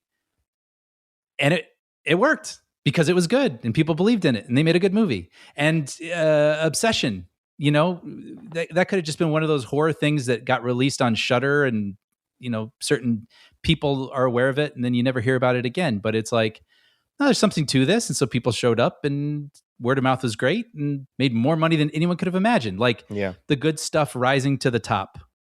It's like the way you'd like for it to work. It's actually a reassuring story when you look at the overall trajectory of the box office this summer. Yeah, and the variety of the things that are succeeding. Yeah, that's right. Yeah, like the good stuff, people seem to be sniffing it out and showing up for it. Yeah, for the most part. Yeah, and by the way, you know, you look at Disclosure Day. I think Disclosure Day is an interesting test case, right? Because it's not a sequel or a franchise picture, but it. I mean, I suppose Spielberg himself is the franchise, you know, right? And say what you will, I mean, I think it'll end up underperforming, but people did turn up opening weekend. Yeah. So there was curiosity at play. Yeah. So people are like, this is what I'm saying. People are interested in something different. And when I say different, I don't mean they don't want franchise. They want something different within that franchise. Mm-hmm. And so the reaction to Supergirl is very telling. First of all, people didn't even show up. People who did see it are like, well, it just feels like the same old thing. Mm-hmm. It feels like a million other things. Right. Right. Again, you look at you look at the Odyssey, and what are we hearing? Oh, you know, the IMAX screens are sold out. Yeah. I was actually just looking this morning before we got on at the AMC just right by my house. And I mean, 2:00 show completely sold out. Mm-hmm. You know, there's like a handful of seats left. Spider-Man is going to be a hit in a few weeks. Because we love Spider-Man and we haven't seen him in a while. Exactly. And it's going to be something different, right? So, I mean, I think all of this is actually kind of reassuring in a weird way. I do too, actually. Yeah. I like what this summer sort of seems to be telling. Now that said, we're and this is something we mentioned recently. You know, Paramount is still kicking the tires on a new G.I. Joe movie. Yes, which, like, I suspect that might not be a worthy investment, but I am interested because Danny McBride, who is a professed not just G.I. Joe fan, but specifically a fan of the Marvel Comics run of G.I. Joe, which is just that's my lingua franca. You know, that's like. That's my text, you know. So that for him, that's what's inspired him. So he wrote a script, and it's just been announced as of this morning. He's also directing that movie. He's making his directorial debut, and it's looking like the film is going to star Bradley Cooper. Interesting. And that actually. The McBride of it is kind of interesting because he's never directed. And I'm like, well, if he must have a hell of a pitch for Paramount to hire him to direct it, right? But like Bradley Cooper does not need to do a G.I. Joe movie. Yeah, he's off playing Leonard Bernstein and you know, like he's well removed from the Hangover days. Yeah. So there must be something here. That's where I'm like, interesting, you know? Because initially Chris Hemsworth was attached, and that actually had me less interested than Bradley Cooper. Agreed. Even though I'm always sort of sticking up for him and wondering why he's not a bigger star. Yeah. But he's done some shit. Yeah. Yeah. Yeah. So I also wondered when I first heard about this if this was one of those window closing sorts of things. We're getting there. Yeah, because the last 2 or 3 G.I. Joe movies, I'm sure they did okay, but they didn't set the world on fire. Well, I mean, the first one did well enough to warrant a sequel. Yeah. Sequel, I think it made a little under 500 worldwide, which is just like rarefied air at this point. Yeah. The third one came out during or just after the pandemic, so that one just totally died. I would say, unlike Masters of the Universe, G.I. Joe, there is still, well, you know what, Masters of the Universe too, right? I mean, they are making toys. It's aimed at collectors. So G.I. Joe is in like the exact same box as Masters of the Universe. So if I mean, we're way out here. I don't even know if they ever call action on this thing, but I think it's a risky proposition, is what I would say. I agree. But what excites me about it, with those previous films, I don't remember them at all. I don't remember. They didn't feel like G.I. Joe movies to me in my mind, even though I'm not the hugest fan. You're the big G.I. Joe guy. But like, they just felt like, fanciful military movies, like slight sci-fi leanings, but like mostly. Yeah. And I don't remember anything about them. I don't remember the characters. I remember The Rock was in one of them. Don't remember anything about that other than that he was. But this I like is coming from a real fan, like you said, of the text, and a guy with a very distinct, interesting voice. Yeah. So that's what makes me excited about this, that this could at least be interesting. Whether or not the audience is there for it, I don't know. But I like Masters of the Universe. I suppose where I'm sitting, it doesn't matter. I just hope it's good. Yeah, I think that McBride comes at it a la Travis Knight. Who was clearly, he grew up with Masters of the Universe, and he brought that to it. And that's now I should say, actually, the second G.I. Joe film, G.I. Joe Retaliation, that's the one with The Rock. That was directed by John M. Chu. Oh yeah. Who you had opportunity to work with recently. And I could tell he was a fan. Yeah. Unlike Steven Sommers, he did the first film, and I was like, this is like a paycheck for Steven Sommers. Sure. It's like Michael Bay doing Transformers. It's like, well, he wants to make like military, a glorified military ad, which happens to have transforming robots in it. Yeah, so then you sand down the wacky edges of what makes the property. But like, no, I want it to look like the thing. That's what I loved about Masters of the Universe. It got kind of goofy at the end. And I was like, yeah, that's right. It should be. Michael Bay's idea of goofy is like racist robots. It's crazy that you're not even joking.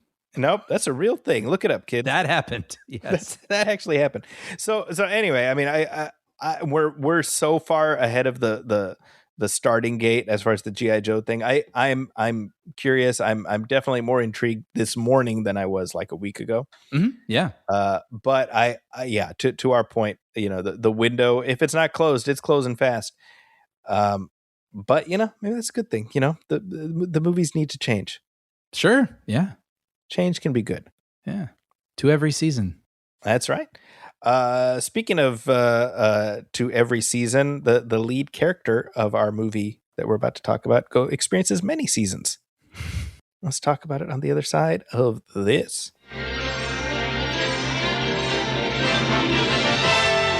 And now we're pleased to bring you our feature presentation. And we are back, and you know what else is back, Brian? What's that, Zachy? Why, it's the sacking of Troy. Didn't we just leave this party? Right, yes. And by the way, I gotta say, I felt very prepped for this after we had just done our Troy commentary, because the story was fresh in my mind. It covers different, areas that are referenced in this movie, but we don't explicitly see. So I don't know if people want to check out, revisit Troy and want to listen to our commentary for that. I think they might get something out of it. It has been interesting over the last few weeks. I had the thought about us doing a Troy commentary like 6 months ago, right? When I knew the Odyssey was coming. But it feels like a lot of other folks had the same idea of revisiting it. Yeah, but you were ahead of it. And I remember when you suggested it to me, I was like, I totally understand this is a good idea, but I hadn't thought about that movie in 20 some years. So I was like, well, yeah, I guess that makes sense. That was the feeling that I had. Yeah. Like, I guess this makes sense. And then when I watched it, I enjoyed revisiting it, and I do think it was a great conversation. But yes, now I'm seeing it pop up everywhere in like Honest trailers and all these other sorts of things. So you were ahead of it weeks ago. Well, I'm glad we revisited it, and I'm glad that we were able to point out where Troy the film is sticks to the original story and where it veers, because I think, at least for me, that was a good refresher, and it prepped me for what we see in the Odyssey. Yeah, and during the commentary, you are way better versed in this story than I am. And so you were pointing out, well, Troy sort of tweaks this, so this person has this feeling about this. But that's not exactly what happens in the original story. And I was thankful to have that context in my mind when I was watching the Odyssey, because some people behave in ways that I was like, oh, well, that's a little different than they would have done it in Troy, but it makes sense because of what you explained. Well, the Odyssey is in theaters. Yes, and I have to ask before we get into it, I'm curious what format you saw it in, and I'm also curious if you saw the Dune 3 preview. Well, so I saw it at the big IMAX in downtown San Francisco. Mm-hmm. The one you and I have been to. We watched Dial of Destiny there. Yeah. And the promise was that we would be watching the 70 millimeter print. But unfortunately, the morning of, we got an email saying, hey, we're having issues with the projector. Oh, no. So we're going to show the digital copy. Okay. But still on the enormous true IMAX screen. Yeah. So I did miss out on 70, but I hope I'll get the chance. I mean, now that joint is just like booked up from now until several years from now. Yeah, because tickets went on sale literally a year ago, July 15th, 2025. So that's what's crazy to me. The people who were at the first showings yesterday bought their tickets a year in advance. So that's nuts. Dedication. Yeah. Yeah. So I didn't get the 70 millimeter experience. I did get the massive IMAX experience, which I'm glad for. There was no Dune promo in front of it, however. Oh, that must have been attached then, I'm guessing, to the because Dune is Warner Brothers. So yeah. Or I'm just thinking even like they didn't have it on a DCP or something. Like that must be attached to the actual reels of the film then. Gotcha. Okay. Yeah. Yeah, I saw it at the Chinese theater, and it was 70 millimeter IMAX, which I didn't know. So that was pretty amazing and overwhelming. And it did, I will say this then, it did have the Dune preview, and I was like, holy crap. Dude, I was not prepared. Honestly, really? I mean, wow. The past two movies have continued to show us really amazing, colossal, vision. This was like, and this is no slight against Denny and his vision, because this is his vision. It's amazing. But I was like, this looks like if Christopher Nolan did Star Wars. Really? It's epic. And it's funny because I was with my buddy, who's like, I've enjoyed Dune, but I don't really care about it that much. I'm not sure I'm really looking forward to 3. As soon as it was over, he leaned over and he went, I'm in. So it's a battle scene, and it is epic. I'm in. Well, I'm already on board, obviously. Yeah. But now I'm even more on board. I've moved further on board. I was on an aisle seat. Now I'm in the middle. You're in the middle, squarely in the middle, tied up to the mast or whatever. That's right. Yep. So real quick, before we get into our discussion about the Odyssey, I should say we're recording this the Friday morning after it's a preview night, and it's already on pace for, the biggest Thursday previews of 2026. $17.6 million. Oh, wow. That's just in previews. So this is going to end up doing very well. I don't think it's going to be front loaded, so I would not be surprised at all if we see a $100 million plus opening weekend. Mm-hmm. That seems like we're well on our way to that. Yeah, and I mean, I had reserved seats, so I'm used to just being able to walk in and go right where I had sat. But there was a line outside the theater that went all the way down the block just to wait to get in. I mean, when I went to the press screening, there was a line for the press screening. Yeah. And then when I got out, it was about 10 at night. There was another line. And then I saw on Instagram on the Chinese theater's page they had a video of the line waiting for the 1:50 a.m. screening. Good Lord. Okay, Yeah. That's too rich for my blood right there. That's dedication. I'm not doing that. So okay, well, I will say that normally you and I, and people listen to the show know, like, we don't talk about our responses after we watch it. Occasionally, I make an exception, and I've done that twice now. Mm-hmm. 3 years ago, after I watched Oppenheimer, I pulled out my phone and I texted you, "Effing Christopher Nolan." Yep. And then now 3 years later, I walk out of the Odyssey and I just text you, "Effing Christopher Nolan." Yep. So this has become my now traditional post-Nolan movie text. Yes. So you already knew that I loved it. Mm-hmm. So you better have loved it. What'd you think? Well, now I'm happy to know where that TSG Entertainment vanity logo card comes from. Do you know what I'm talking about with the guy Odysseus shooting the arrow through the axis? Yeah, right. I always was like, wonder what that is. I want to say, actually, before we even get into it, there's something oddly soothing about the sound when Odysseus shoots an arrow. Yes. I was like, I think that's my new ASMR. Is just like Odysseus shooting arrows. You're right. Yeah. This is why there are movie theaters. This is a colossal spectacle that it's almost overwhelming. Yeah, honestly, and nobody is doing this but Nolan. And I don't know if anyone else can. I don't, given the resources he is afforded, of course, but also just the scope. Like, nobody is making movies of this scope like Nolan, and he is successful at it. Right. So this is an experience, right? Like, it was, you're watching these ships, and I'm sure there's trickery and things at play, but like, he is so committed to doing as much as possible in camera. Yeah. And I'm certain this movie, see, that's the thing, like with Tom Cruise and him saying he does his own stunts. I'm sure he does a lot more stunts than many actors do, but like, I'm sure there are a lot of stunt people who are doing things in here we're not aware of that are like, a little grumbly. That's right. I'm sure there are a lot of visual effects in this movie. So I don't want to say like, yeah, no visual effects. Way to go, Nolan. I'm sure there are tons, but you don't notice them.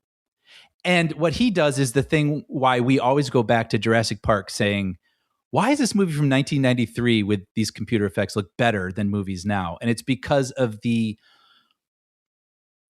perfect employment. Yeah. The judicious employment of this. We need a computer. This, I think, will look and land better if we try it practically, and the perfect marriage of those two things. And that's what I think he is continuing to do.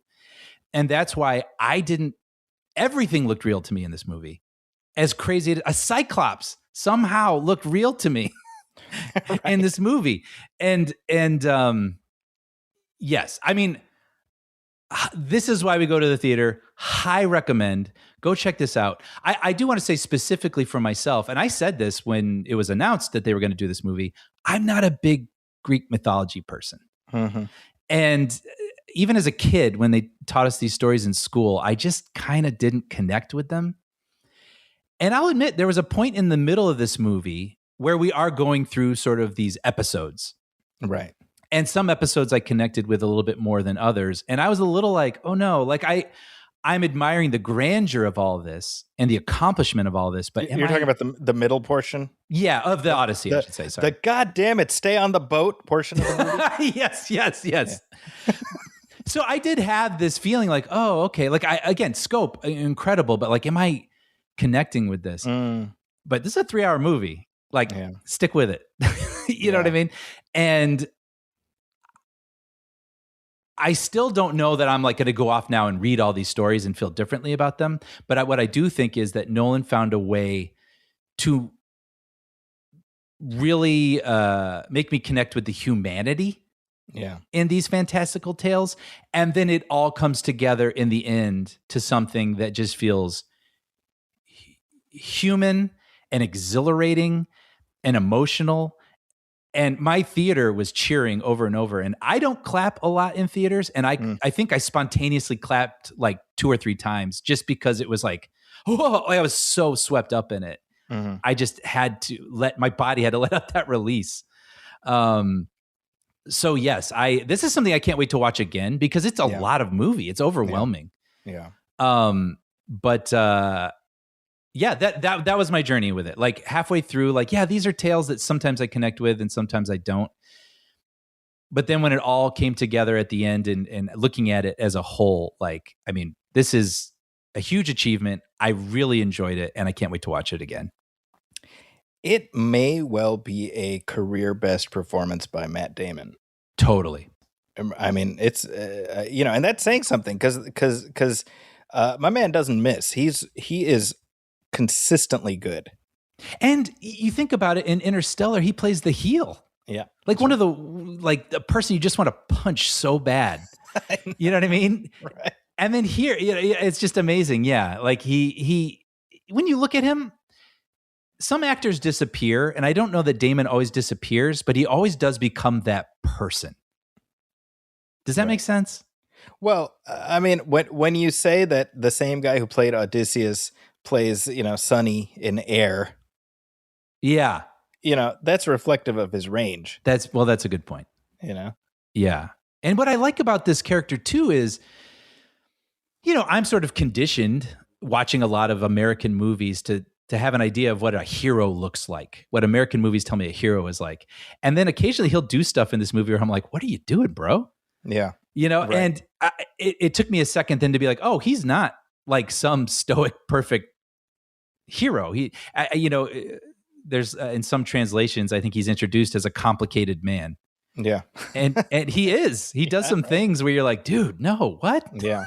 But I like that. Once I got used to that and settled into, he's not going to be that Matt Damon. Yes. Follow that man anywhere. It's like, no, sometimes he does things I don't agree with and I don't like. Sometimes you don't like them apples. Yes. Yes. I like that. It makes it a complex story. Before we get into the details, speaking of Matt Damon, I read an interview with him last week where he was talking about his just getting in shape for the role. And he's like, a lot of times I'll be like, oh, what is my, like, when are you going to shoot like my shirtless scene? And then he just prepares for that. But he's like, for this one, I just wanted to be more steady. I wanted to have more of a normal physique and have it be something achievable for me at my age. I'm like, oh, okay, rock on. And then we see him with his shirt off. I know. And I'm like, you son of a bitch.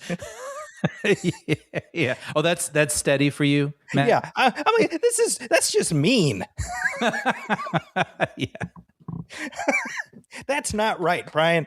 But it's funny because, I mean, you think about, these people rowing boats and, they would be really fit. Yeah. Right. Like just by necessity, really, or just the life that they're leading. And I thought, that came across. So a couple points. We're talking about Nolan and sort of what you said as far as like he's like the only guy who can make movies like this. Certainly at this point, this is his moment. And when we were discussing Troy, we were talking about the irony of the fact that he was attached to do that movie, and then just the wheel of fate was spinning in a different direction. He gets moved off of that. He does Batman, and then away he goes. But he never lost the itch to do something in the Homeric tradition, right? Mm-hmm. And what you realize is, well, he couldn't have made this movie in 2004. Oh, totally. Like that, it's like fate had other plans for him. Mm-hmm. He is Odysseus. That's right. Yeah. Thematically, what you realize is the same way Spielberg has the pining for the father. Thematic terrain. I think what you realize with Nolan, he has the pining for the children or child thematic terrain. Yeah. Oh, that's interesting. Yeah. Right. Very similar. Right. And it was very gratifying to me watching this because I I've always enjoyed the story of the Odyssey. You know, I remember I was telling my son that my son is my second one. He's like a huge Nolan fan. So I was like, oh, we're gonna go catch the early one. And he's like, and he spent the last month like listening to the audiobook of the Odyssey, the Emily Wilson translation, which is what this one is based on. And I didn't. I mean, I haven't read it since high school, but I was telling him, he's like, did you read it when you were younger? I was like, well, even before high school, we were studying the Odyssey in 4th grade, and we watched a film strip series. Yeah. Remember film strips? Yep. Like a portion of our audience is like, I don't know what that is. Yeah, why do you want to explain it? Oh, it's like you have a strip of film, and it's like in time with like an audio tape, and then you would like listen to the audio, and then you would have, slides, basically. It's like a slideshow. Yeah, right. And so it was like the whole Odyssey, and we spent, maybe a week going over it, and I remember being so like pulled in to the emotion of it and everything else, that watching this movie, it took me back to that. Oh, that's great. And again, it's like I don't remember the intricate details of the story, but the episodes, the Cyclops and Cersei and Calypso, etc. The return to Ithaca. So it hit all those bases, but more importantly for me, it does the work to make the film culminate in an emotionally satisfying way. Oh man. Yeah. It ended, and without spoiling it ended, and I was like, yes. Yeah. There were so many times where I thought the movie could end here. Like, it would be really satisfying if things were handled right now, and it keeps going. And I was like, well, I guess that's just how the story goes, but I wonder if there's a way like you could sort of cinch this up, and it might, you could end this right now if you wanted, but I was completely wrong. It's the way that it is executed is just so satisfying. And I love that it felt very, sometimes you watch movies like this and they feel a little like statues walking around and interacting with one another. But all the characters here felt very human. Penelope's experience and even ultimately what we learn is Odysseus's experience and why he feels the way he does. I connected with it very much and loved that it was kind of a there are, seemingly gods and bigger things interacting with this story, but it really is about the things happening inside of everyone that this is really about. And I thought that was executed really well. Yeah, in our conversation about Troy, first of all, I should say, I was surprised how much this film echoes Troy.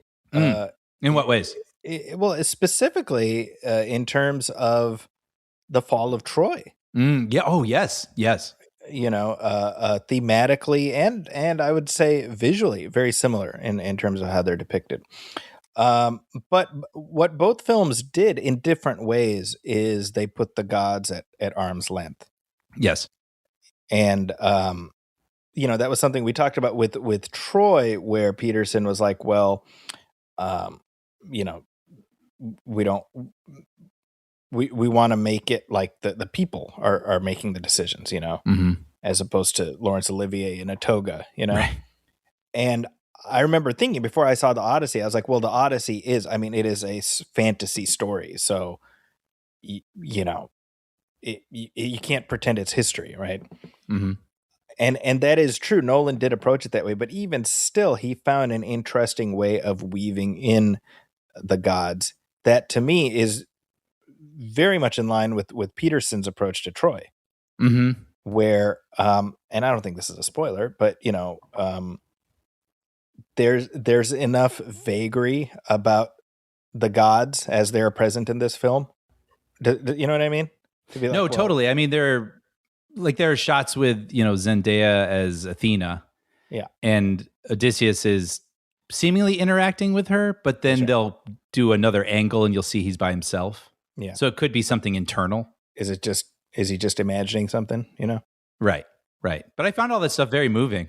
No, I agree because what it's doing is it's by virtue of framing the Athena character that way, it's actually giving us a greater insight into Odysseus' character, and that, you know, we see that play out in by the time the movie ends, you know.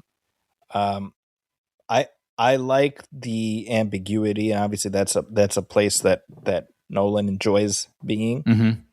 But I think what it ultimately allows is that you have this very expansive, fantastical story, but it's situated and concentrated within one person's trauma. Mm-hmm. Right? So it's 3 hours of going through Odysseus's PTSD. Mm-hmm. And that's not meant to be a deterrent. That's, to me, that's fascinating. Yeah, that's the good stuff. Honestly, I mean, it feels meaty and human, you know, for such a fantastical and potentially dusty tale.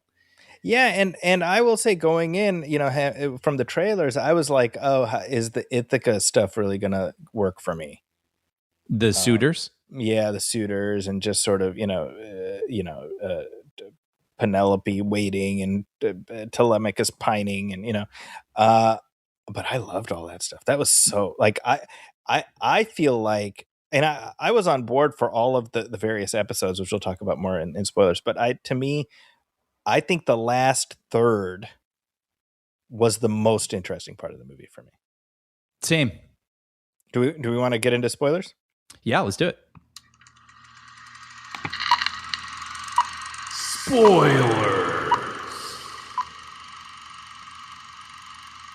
Spoil away, Meryl. You know, there was a moment where the men are stranded on a beach, these soldiers, and I was like, wow, Nolan really does love soldiers stranded on a beach. That's right. That Dunkirk. Shades of Dunkirk, yeah. Yeah, but I guess this isn't spoiler stuff, but I also wanted to comment on the score.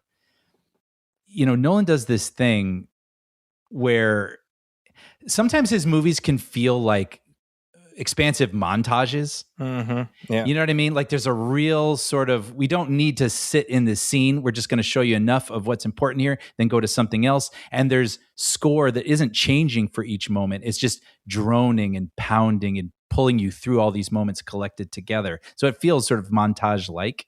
Right. And this one didn't do that as much, but there are definitely that characteristic of his is present here, and it really works to amazing effect. I mean, just the ending where everything, like the screws are tightening and the scores are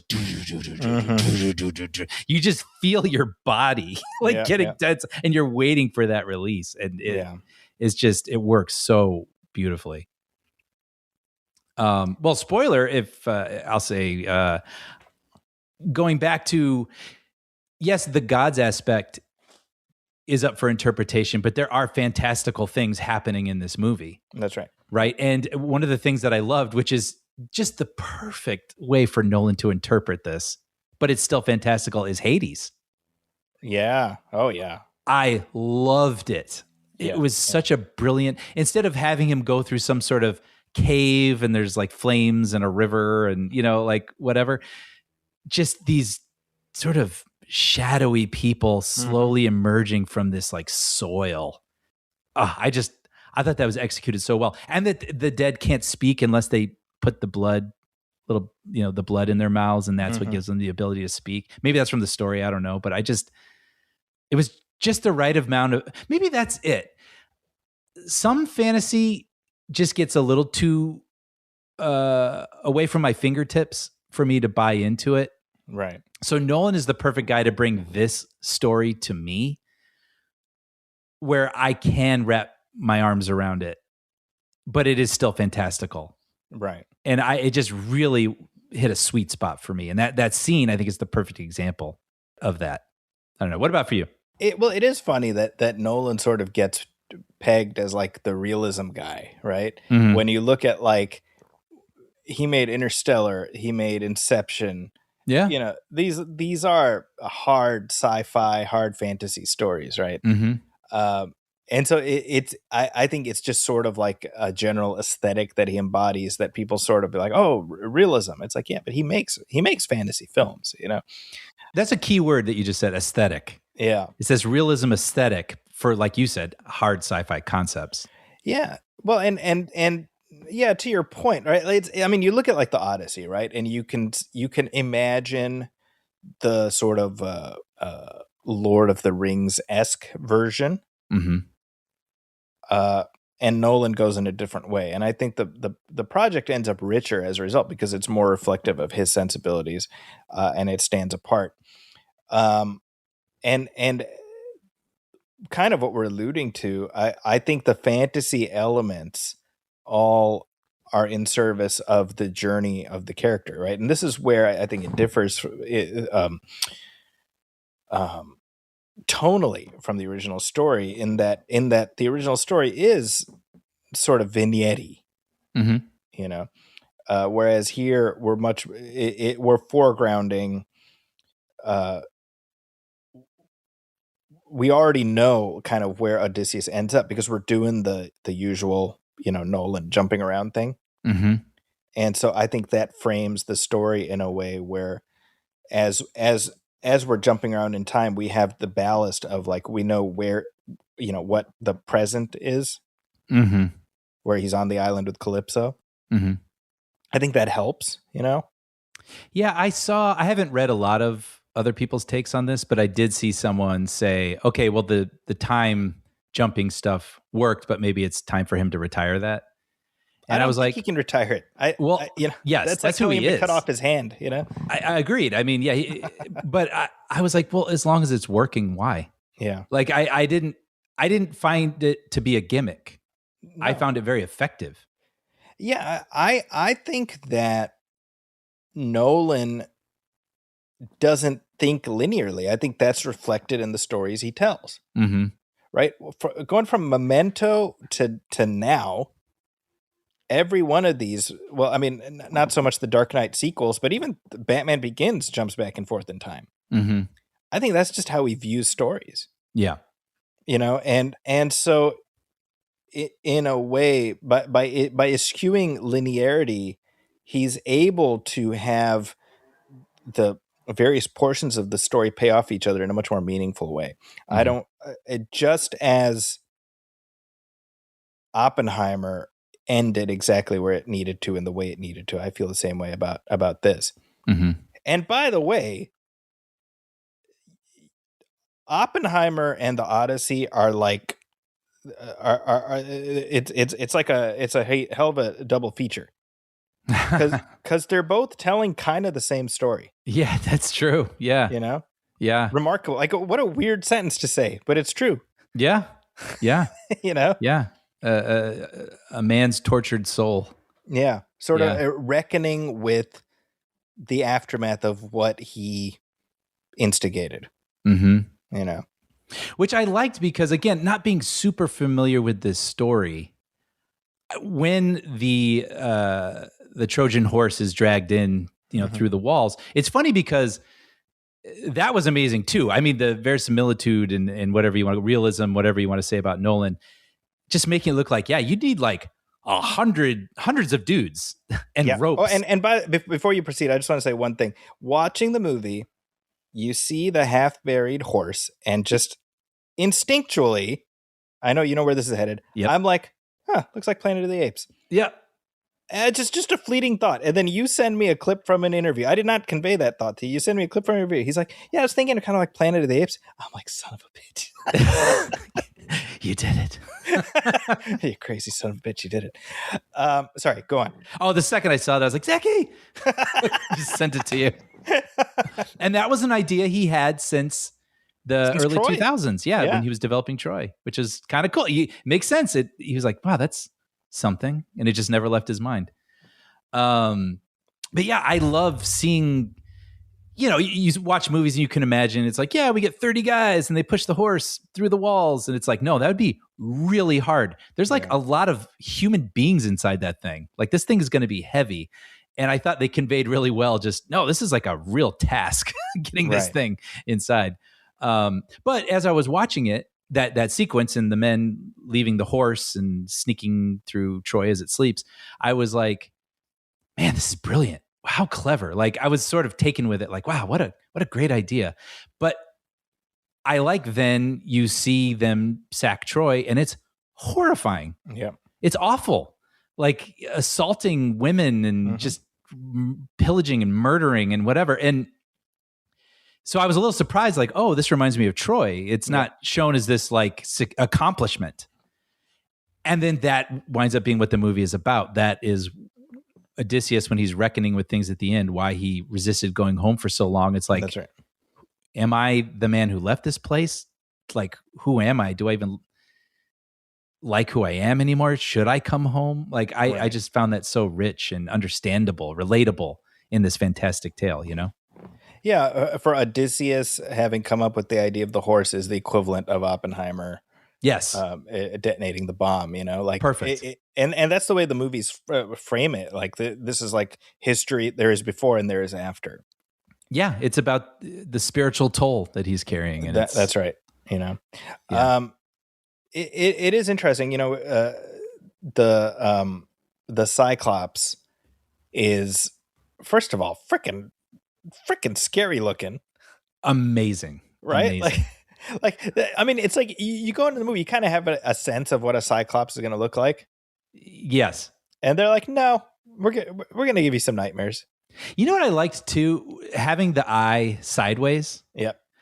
I was like, huh, that's interesting. But then you notice that the nose is a little off.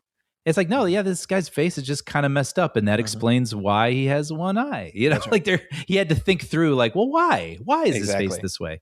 That's right. And it works. Yeah, and that's again, you know, in the original story, that's very much, you know, the Cyclops is under the protection of Poseidon, and so Odysseus and his men offend Poseidon, and that's what causes this. And they do certainly leave that in, but again, it's like, well, is this just their beliefs and they're reading into it? Mm-hmm. You know. By the way, as horrifying as that monster was, I felt really bad for it. Oh yeah, like when I mean, you know, because he eats a couple soldiers, sort of like the Rancor and Gamorrean Guard or whatever. You know, like yes. We get that moment, but yeah, when they poke it in the eye and he's yelping, I was like, oh, this poor guy. You know? Yeah, no, it's and I'm sure that's by design. That was Bill Irwin, by the way, as the Cyclops. Yeah, I saw that later. Right, he's Tars, I think, right, in Interstellar. But the blend. Sorry, before we move on from that, the blend. Yeah. Of having a real human. So I don't know what it is. Usually in the past, it'd be rear projection or something. Mm-hmm. But the way that they blended the soldiers looking a size we understand, and then having a real human being playing the Cyclops and having them meld together, it looked believable. Yeah. Well, same with the giants that they encounter on the other island. Yeah. I mean, you're looking for the seams a little bit, you know? Mm-hmm. So I had my friend Saud, who listens to the show, so I'm giving a shout out. He was like, you know, is it going to be scary for kids? And I said, well, you know, the Cyclops might be borderline, but I feel like Cersei, the whole Cersei scene, that's going to be like generational trauma for a lot of kids. Yeah. Right. I think you think of a movie like The Witches or something that was like PG in 1990 or whatever. Like it feels like that level of scary. Yeah, I mean, I'm as a grown up, I was like, ugh, right? But I'm like, if you're a little kid, oh yeah, as you're watching Samantha Morton just like do like silly putty to people and turning them into pigs and stuff. yes. I don't mean to undermine it. I mean, I just it reminds me of some of the horrifying things that people thought were okay to show us. If you see it at the right/wrong age, depending on how you look at it, yes. It's going to stay with you, you know? You're right. There will be memes in 20 years talking about this was like when we talk about the horse dying and Never Ending Story and, you know, those sorts of things for our generation. You're right. Yeah. I think another generation, this will be their trauma. I have a feeling. You know? Yeah. And she's incredible, by the way, Samantha Morton. Oh, it's great. Yeah. So like something's wrong with her, you know, and then she slowly reveals herself but she never turns into a cackling witch or anything, you know. She feels like very specific. Well, I think that's what makes it work, right? Like her whole, you know, where she's like, you know, a bunch of armed people show up and how am I supposed to react? And you hear her say that, you're like, that's fair. Yeah, and they are I don't remember what the wording is, but they are the bad people on the sea. The sea people? The sea people, yeah. Okay, yeah. Yeah. One thing I will say, so I liked Himesh Patel as Odysseus's executive officer. Totally. I thought, but I think the problem is that other than him, the rest of the crew was kind of just a big mob. That's a good point, because I was thinking that he, as the right-hand man, sort of feels like us sometimes. Like, what are you doing? Yeah, dude, stop. So I really related to him. But that's a good point. Yeah, the others just feel sort of like a crowd. I think if there is a critique, and it's a minor one, I would have liked a little bit more of a sense of who these people are, so that as their numbers start to dwindle, we feel that a little bit more. We feel it in the sense of like, well, I would not want to have my head bitten off by a cyclops. Therefore, I feel, but we don't. I mean, they all kind of look the same too when they're wearing the armor and stuff. Right. I wonder if there was a way to lick that. Yeah, maybe give 1 or 2 or 3 more people distinct personalities, or cast them with recognizable faces. Yeah, different voices of reason. This guy's the hothead. This guy's the nervous one. This is yeah. I also wanted to mention, I loved how they executed the Sirens sequence. Yeah. Oh, same. Brilliant. Where, this is like, put wax in the crew's ears so that they don't hear it. And then, when Himesh Patel, he puts the wax in his ears, we shift to his point of view. Yes. Brilliant. So we never hear the siren song. Yeah. Because what could you possibly put there? Exactly. It's just, and we just see Odysseus just going out of his mind. Brilliant. But I also loved, my theater laughed a little bit, I think, with the movie, where he's like, "Tie me up, I want to hear it." Yeah. You're like, bro. He's like kind of giddy about it.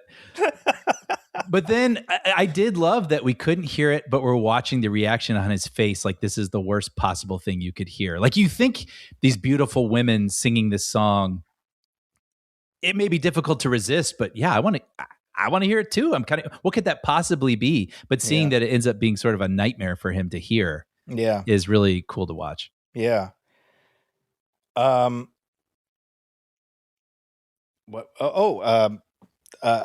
We talked right past Tom Holland and all the Ithaca stuff. I mean, we'll talk about more about the final sequence, but I wanted to mention John Leguizamo, who is awesome in this. So good.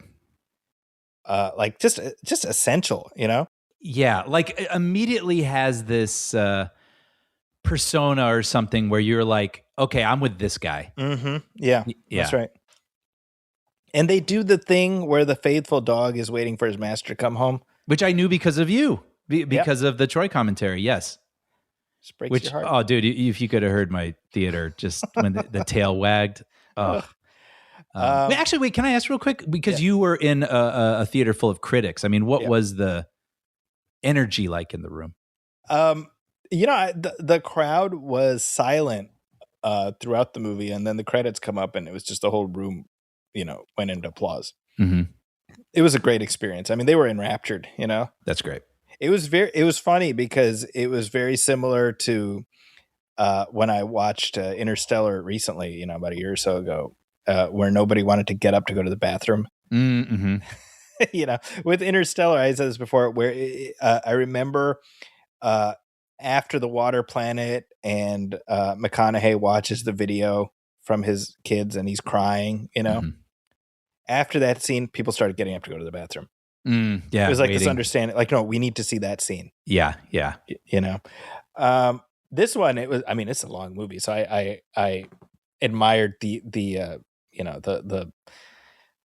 fortitude of people's bowels. How did yours? I prepared my body, I have to say. I got a Slurpee, which in hindsight was a miscalculation because by the time they were going down the whirlpool, I was nearing a whirlpool myself. Right. I was concerned. No, but the crowd was totally into it, and that's, really, like, I think the movie does the work of establishing the various stakes right? Smartly cutting back and forth between Ithaca and Odysseus so that by the time Odysseus returns, we're fully invested in what's going to happen. And we don't know what's going to happen. I think that's also helpful, you know? Mm-hmm. I thought Tom Holland was, you know, did the work. He, you know, I think we feel invested in him. I agree. I mean, I know he's getting older, but like he still does have a boyish quality to him. Yeah. He's got a couple years left of boyishness before. Yeah, which works perfectly. Yeah. You know, like I buy him as someone, you know, who's misses his dad, or we can't even miss him. He's never met him, but like he yearns for his dad. He wants to come into his own, but he also feels like he could be bullied slightly by certain people. And I love that sequence when that guy, when everything's going down at the end and the guy is up in the upper room dropping the weapons, and Tom Holland is the perfect person to feel like, I want him to take this guy on. I hope he can do it. You know what I'm saying? As opposed to someone who's going up there and you're like, oh, he'll do it. You know, and I don't mean that in a negative way. Like, I just think that's a great characterization. Like, let's watch him prove that he can do it. You know what's funny is just the night before I watched the Odyssey, I was watching Spider-Man: Homecoming, and you know Logan Marshall Green is in that. Who's like he? Sorry, Logan Marshall Green. Who is he? Like the actor in general? Yeah. So he's well in the Odyssey, he's the guy that Tom Holland fights. Okay, I'm looking him up now. But he's in Marshall's. You know, he's the guy. He's Casey's like friend and boss. Oh, okay. You know what I'm talking about, right? Yeah, I know. Yeah, I'm looking him up now and I see him. So he has like a small role in Spider-Man: Homecoming, and I'm like, you know, this guy, he gives off like you know, like stand-in John Bernthal energy. You know? Yeah, totally, especially in Marshall's. It's very much so, yeah. So it was funny seeing him in this. I was like, hey, it's stand-in John Bernthal, and then we're going to see actual John Bernthal in a little bit. You know? Right. Anyway, that's just a random thought. But speaking of John Bernthal, so he plays Menelaus, a very different Menelaus than Brendan Gleeson in Troy. Yes. And this gets to what I said in our Troy commentary. I was like, in the story, Menelaus is a little more sympathetic, a little more complicated. Mm-hmm. And I think this movie handles that pretty well. Mm-hmm. Like, I don't think you come off being like, oh, he's a good guy, but you are like, well, I don't know if he's a bad guy necessarily either. Mm-hmm. You know? Yeah. And yeah. I think Bernthal conveys that. I thought the way they depict everything that happened to Agamemnon, I thought that was great. Yes. Right? Because I think I did talk about that in our commentary. Mm-hmm. And then, of course, Helen of Troy. Mm-hmm. Well, what kind of woke nonsense is this? Jeez. Now, here's what I love. For the last 6 months or whatever it's been, you've got these just, I'm going to say rage grifters. Mm-hmm. Yes. That's a good term. Who've been monetizing just hate, you know? Yeah. Oh no, Helen of Troy is black. Oh no, there's Elliot Page is in this. What are they doing in here, you know? And right down to even just like the armor doesn't look good. Yeah. Like, just what everything. are you just knives out for this thing for unknown reasons? Monetization, maybe? I don't know. That's exactly what it is, right? And you know, when it comes to Elliot Page, like, oh, Elliot Page is playing Achilles. Elliot Page is not playing Achilles. Mm-hmm. Right. And once that became very clear, that talking point shifted to, well, you know, in the story, when Odysseus, you know, descends to Hades, he encounters the shade of Achilles, who tells him, you know, I was fighting for glory and there's no glory. There was no point to any of it. And so in this, they have Sinon, the Elliot Page character. This is Hollywood. This is their woke agenda. See, they're swapping in Elliot Page for Achilles, right? Right. And I'm like, you know, I just want you people, you effing losers, to die angry. That's it. Just tears streaming down your face. Angry. Dying. That's it's so funny because I was feeling like, let it go. Not me. Open your heart. Like, your world for some reason is this like grim black and white. Like, let the color in. No, but see, this is what their algorithms. This is how their algorithms have microwaved their brains. Yes. You know what? There's no fixing that. You know, for some, maybe, but I really would like to believe that some people can have their hearts opened. I do. I respect that, Brian. I hope. That's my hope. But all of that is to say, I wanted to mention the Sinon in the underworld scene and why that matters. Why it matters that it is that character and not Achilles who has no bearing on any of the story. It wouldn't mean anything if Odysseus meets Achilles. Who cares, right? Right. We need this character because we see the backstory when 20 years ago when Odysseus went for war. I mean, all of it. It matters. It's meaningful. Mm-hmm. And what that character represents for Odysseus, this character died because of his lie. Mm-hmm. That matters. That matters in this story that we're watching. Yeah. Yeah. And I loved that whole sequence. And then seeing all the soldiers. Oh my gosh. You know, I mean, I love me a good ghost army. I've talked about this, bed knobs and broomsticks. I've always been fascinated by the ghost army and Return of the King. Yeah. It's just something cool and scary and intriguing and delicious about a ghost army. And so then when, he has to literally see the shades of all his fallen men, and then they chase him, and he's like, back to the boat. Go. Yeah. Now here's a question. Yeah. Benny Safdie plays Agamemnon. Why don't they show his face? Yeah. I didn't even know that, by the way. Yeah. That he was playing him. I don't know. I was like trying to place the voice, and then we see from the back when they take the helmet off and you see his curly hair. I was like, oh, that's Benny Safdie. Wow. Yeah. But I was wondering about that, and I'm sure there is an artistic reason, but I was just wondering about that. Yeah, I was going to say, I mean, obviously it's a decision and he wants us to feel a certain way, but I'm not. I mean, maybe because he takes his orders from him.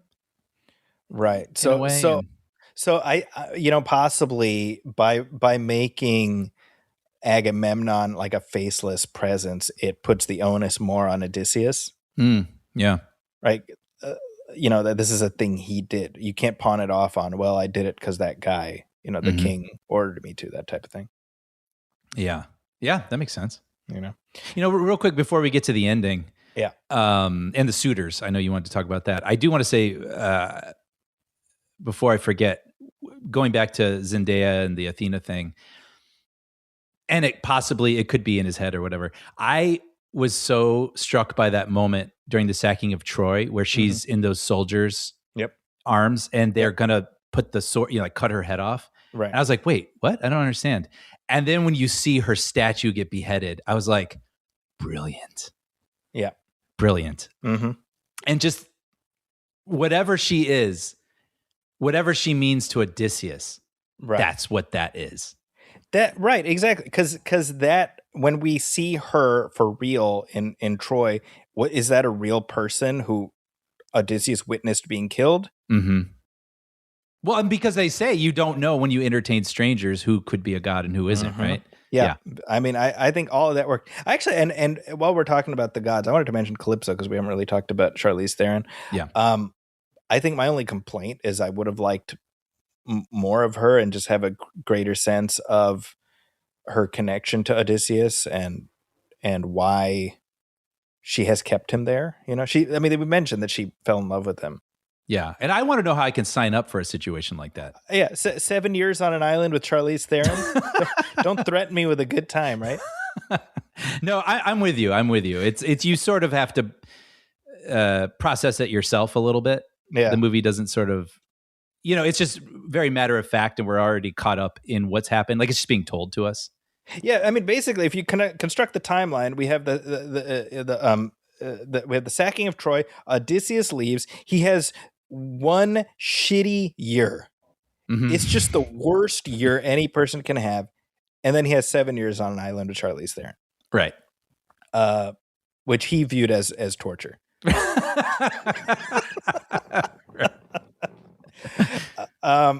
Okay, let's talk about the ending. Yeah. But yes, like, and even her, like she's very matter of fact in the way that she presents everything, and it would be interesting to see even her a little more, I don't know, attracted to him or like in love with him. She says she's in love with him, but it doesn't. I wasn't feeling that. Yeah. But yeah, so I understand what you're saying. But anyway, yes, the ending. Yeah, we get to it's Spider-Man versus Batman. Yeah, that's right. With Jason Bourne looking on. Yeah. And Catwoman. Yeah, exactly. All fighting for the attention of Catwoman. Yeah. I said in our Dark Knight Rises commentary track, this is 4 years ago, and we were talking about Anne Hathaway in the film, and we were complimenting her performance, and I was making a joke. I was like, oh well, Anne Hathaway, she's like 40 now. So there's no roles left for her in Hollywood except to play Tom Holland's mom in something. Right. And I was joking because I was commenting on how Hollywood treats women over a certain age. I did not think Christopher Nolan would listen to our commentary track and be like, say, that's a good idea. But I buy both. I thought they were. I think this is a fantastic performance by Anne Hathaway. She's really good in this. Yeah. The emotions just feel so guttural and real, and just trying to keep herself composed, but anguishing her missing husband and angry. Yeah. Like all of it. She's sad. She's angry. She's desperate. I was like, oh, she's gonna get nominated. Oh yeah. No, that's a coming. Yeah. Didn't you just want to see her smack around Mia Goth? Yes. Well, I did love her moment where she's like, Take this pearl.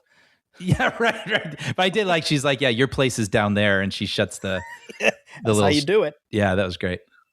Pattinson is a lot of fun to watch in this, and it was funny. I was feeling like bipolar because I just last week watched the Batman. Oh, okay. Parts of the Batman, and I'm like, man, he's such a good Batman, and I'm like, man, he's able to bounce effortlessly between wildly different characters, Yeah, him, and I was happy to see Corey Hawkins. Corey Hawkins also liked him. Yeah.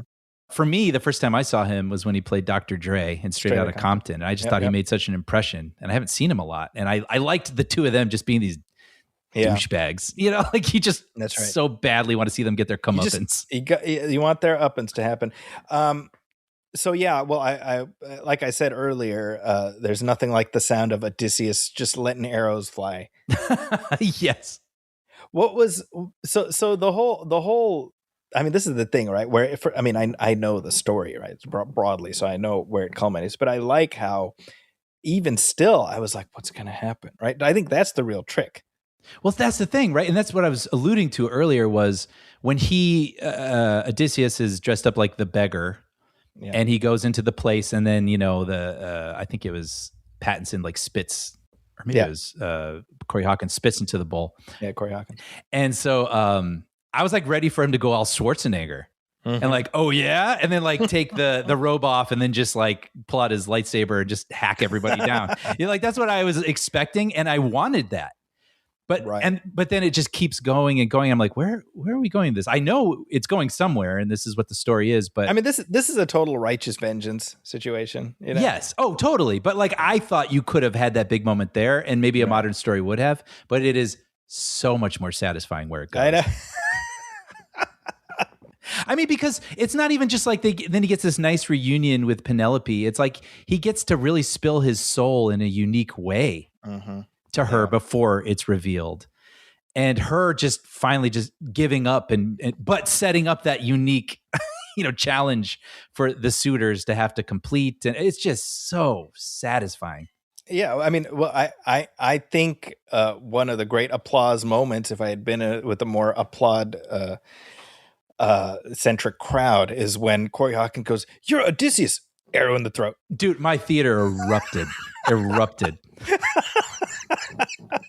Well, and then that moment too, where it's in the trailer, and I was like, oh yeah, that's a good moment where Odysseus is like, I'm coming back for all of it.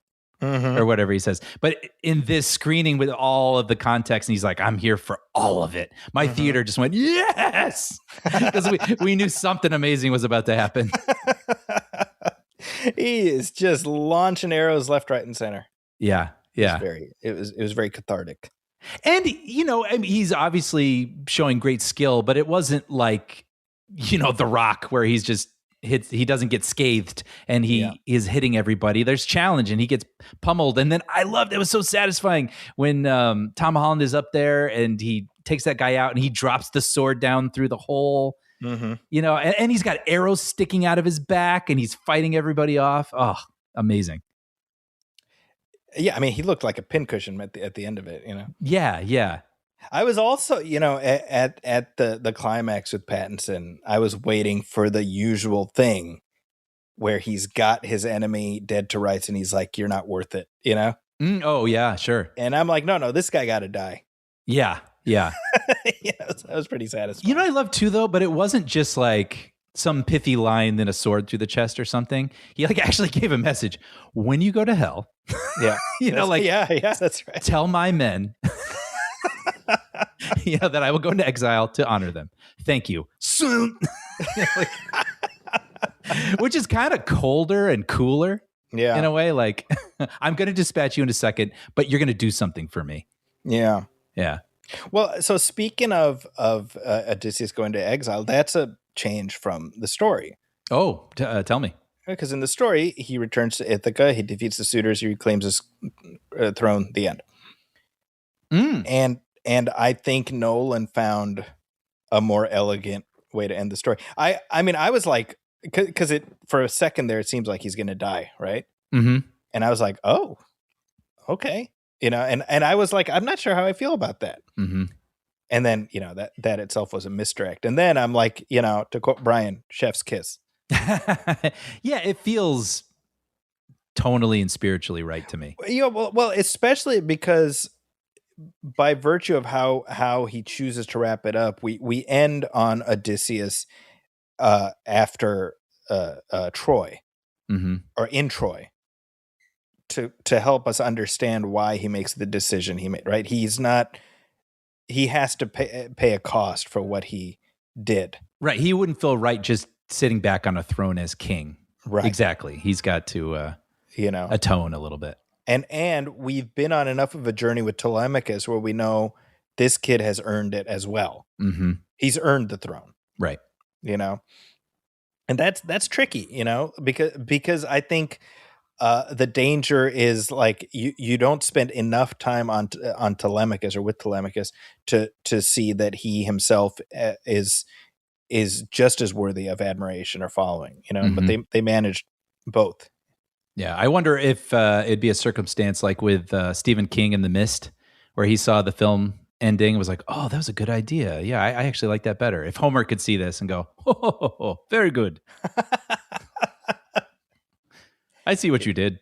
Yeah, I mean, I think it works. And I think, I mean, it stays true to the broad strokes of what Homer did, you know, but it also adjusts based on the specific story that Nolan is telling, right? And right. Much more about the lasting impact of trauma. Mm-hmm. It all worked for me, man. I'm it honestly, it makes me really happy that there's going to be a lot of people watching this movie because I think it's, you know, sometimes faith has to be rewarded. Right. Cue montage from the end of Dark Knight. Right. You know, people have been waiting for this, and they're going to walk out satisfied. That makes me really happy. You know? I think so too. I think I saw a short sort of summary you put on social media where you said this is going to be like Lord of the Rings. People are going to keep coming back to this. You know, that's how this movie's going to live on, and I agree. I think so too. I have a feeling, you know. Yeah. And it's one thing that it's good, but it's also a great theatrical experience. And if you have the ability, you know, the time and the everything, I highly recommend going out and seeing this because this was the first movie shot. Every frame was shot with an IMAX camera. And I know not everyone can get to IMAX screens. There's actually a limited amount in the world, but everything that is in the frame, you know, just the effort and the colossal just scope of this film is just something worth seeing as big and as loud as possible. Yeah. So that's just that's like a bonus to it just being a good movie. Totally agree. Yeah. Nice. So, well, two big thumbs up for the Odyssey. Yeah. Very nice. Well, everybody listening, let us know your thoughts on the Odyssey and let us know your thoughts on our thoughts. You can email us at moviefilmpodcast@gmail.com. You can also hit like on our Facebook page, facebook.com/moviefilmpodcast, and message us there. As always, please go to Apple Podcasts, leave a review, leave a star rating. Every little bit helps. And if you're listening to this show on YouTube, please hit like, hit subscribe, and leave comments because we do read those on the show. We also have a Patreon page, Brian. Yes, if you head over to patreon.com/moviefilmpodcast and hit subscribe for only $5 a month, you'll find every commentary we've ever done and every episode moving forward absolutely ad-free. And we also have bonus conversations that we drop over there about twice a month. And we just dropped I think the first 2 weeks of July, and we talk about full spoiler discussion of the movie Obsession. We talk about trailers and movie news. Supergirl box office. Yeah, Supergirl box office. And that Obsession review we really went into it. It was like a 40-minute conversation. It was a lot of fun. So you can find that exclusively over on this feed. Our free feed will always be available, but this is our way of providing what we believe is the most satisfying way to enjoy the show. So no commercials, ads, butting into the conversation. Plus, your subscription goes a long way in helping to support us and helping to sustain producing the show. So if you're interested in Able, please head over to patreon.com/moviefilmpodcast and subscribe. We'd be very grateful. And if you're looking for me online, you can find me on social media at Zacky's Corner. That's ZAKIS Corner. You can also find my reviews at the San Francisco Chronicle and also at The Wrap. What about you, Brian? You can find episodes I've written of Puppy Dog Pals and Young Jedi Adventures streaming on Disney+. And with that, on behalf of my partner, Brian Hall, my name is Zaki Hassan. This has been Movie Film 347. Thank you, everybody, for listening. To take us out, here is a clip from a couple years back of Sam Neill, the late, great Sam Neill, telling us about what he dreams of. And I think it's something we can all dream of. Rest in peace, Mr. Neill. We will miss you very, very much. Do I have a dream? I think I'd like a night where there's no dreams. I'd like a morning when I wake up and there's really nothing on the news. When everything just returns to dull.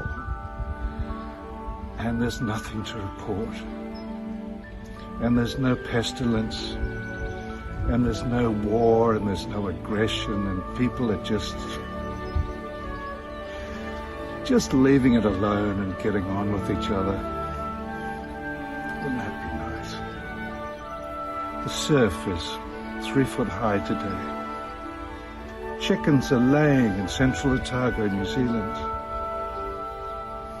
The football will be played as usual on Saturday. Someone might win, but probably everyone will just have a draw. There's nothing happening. That's my dream. Let's just be nice.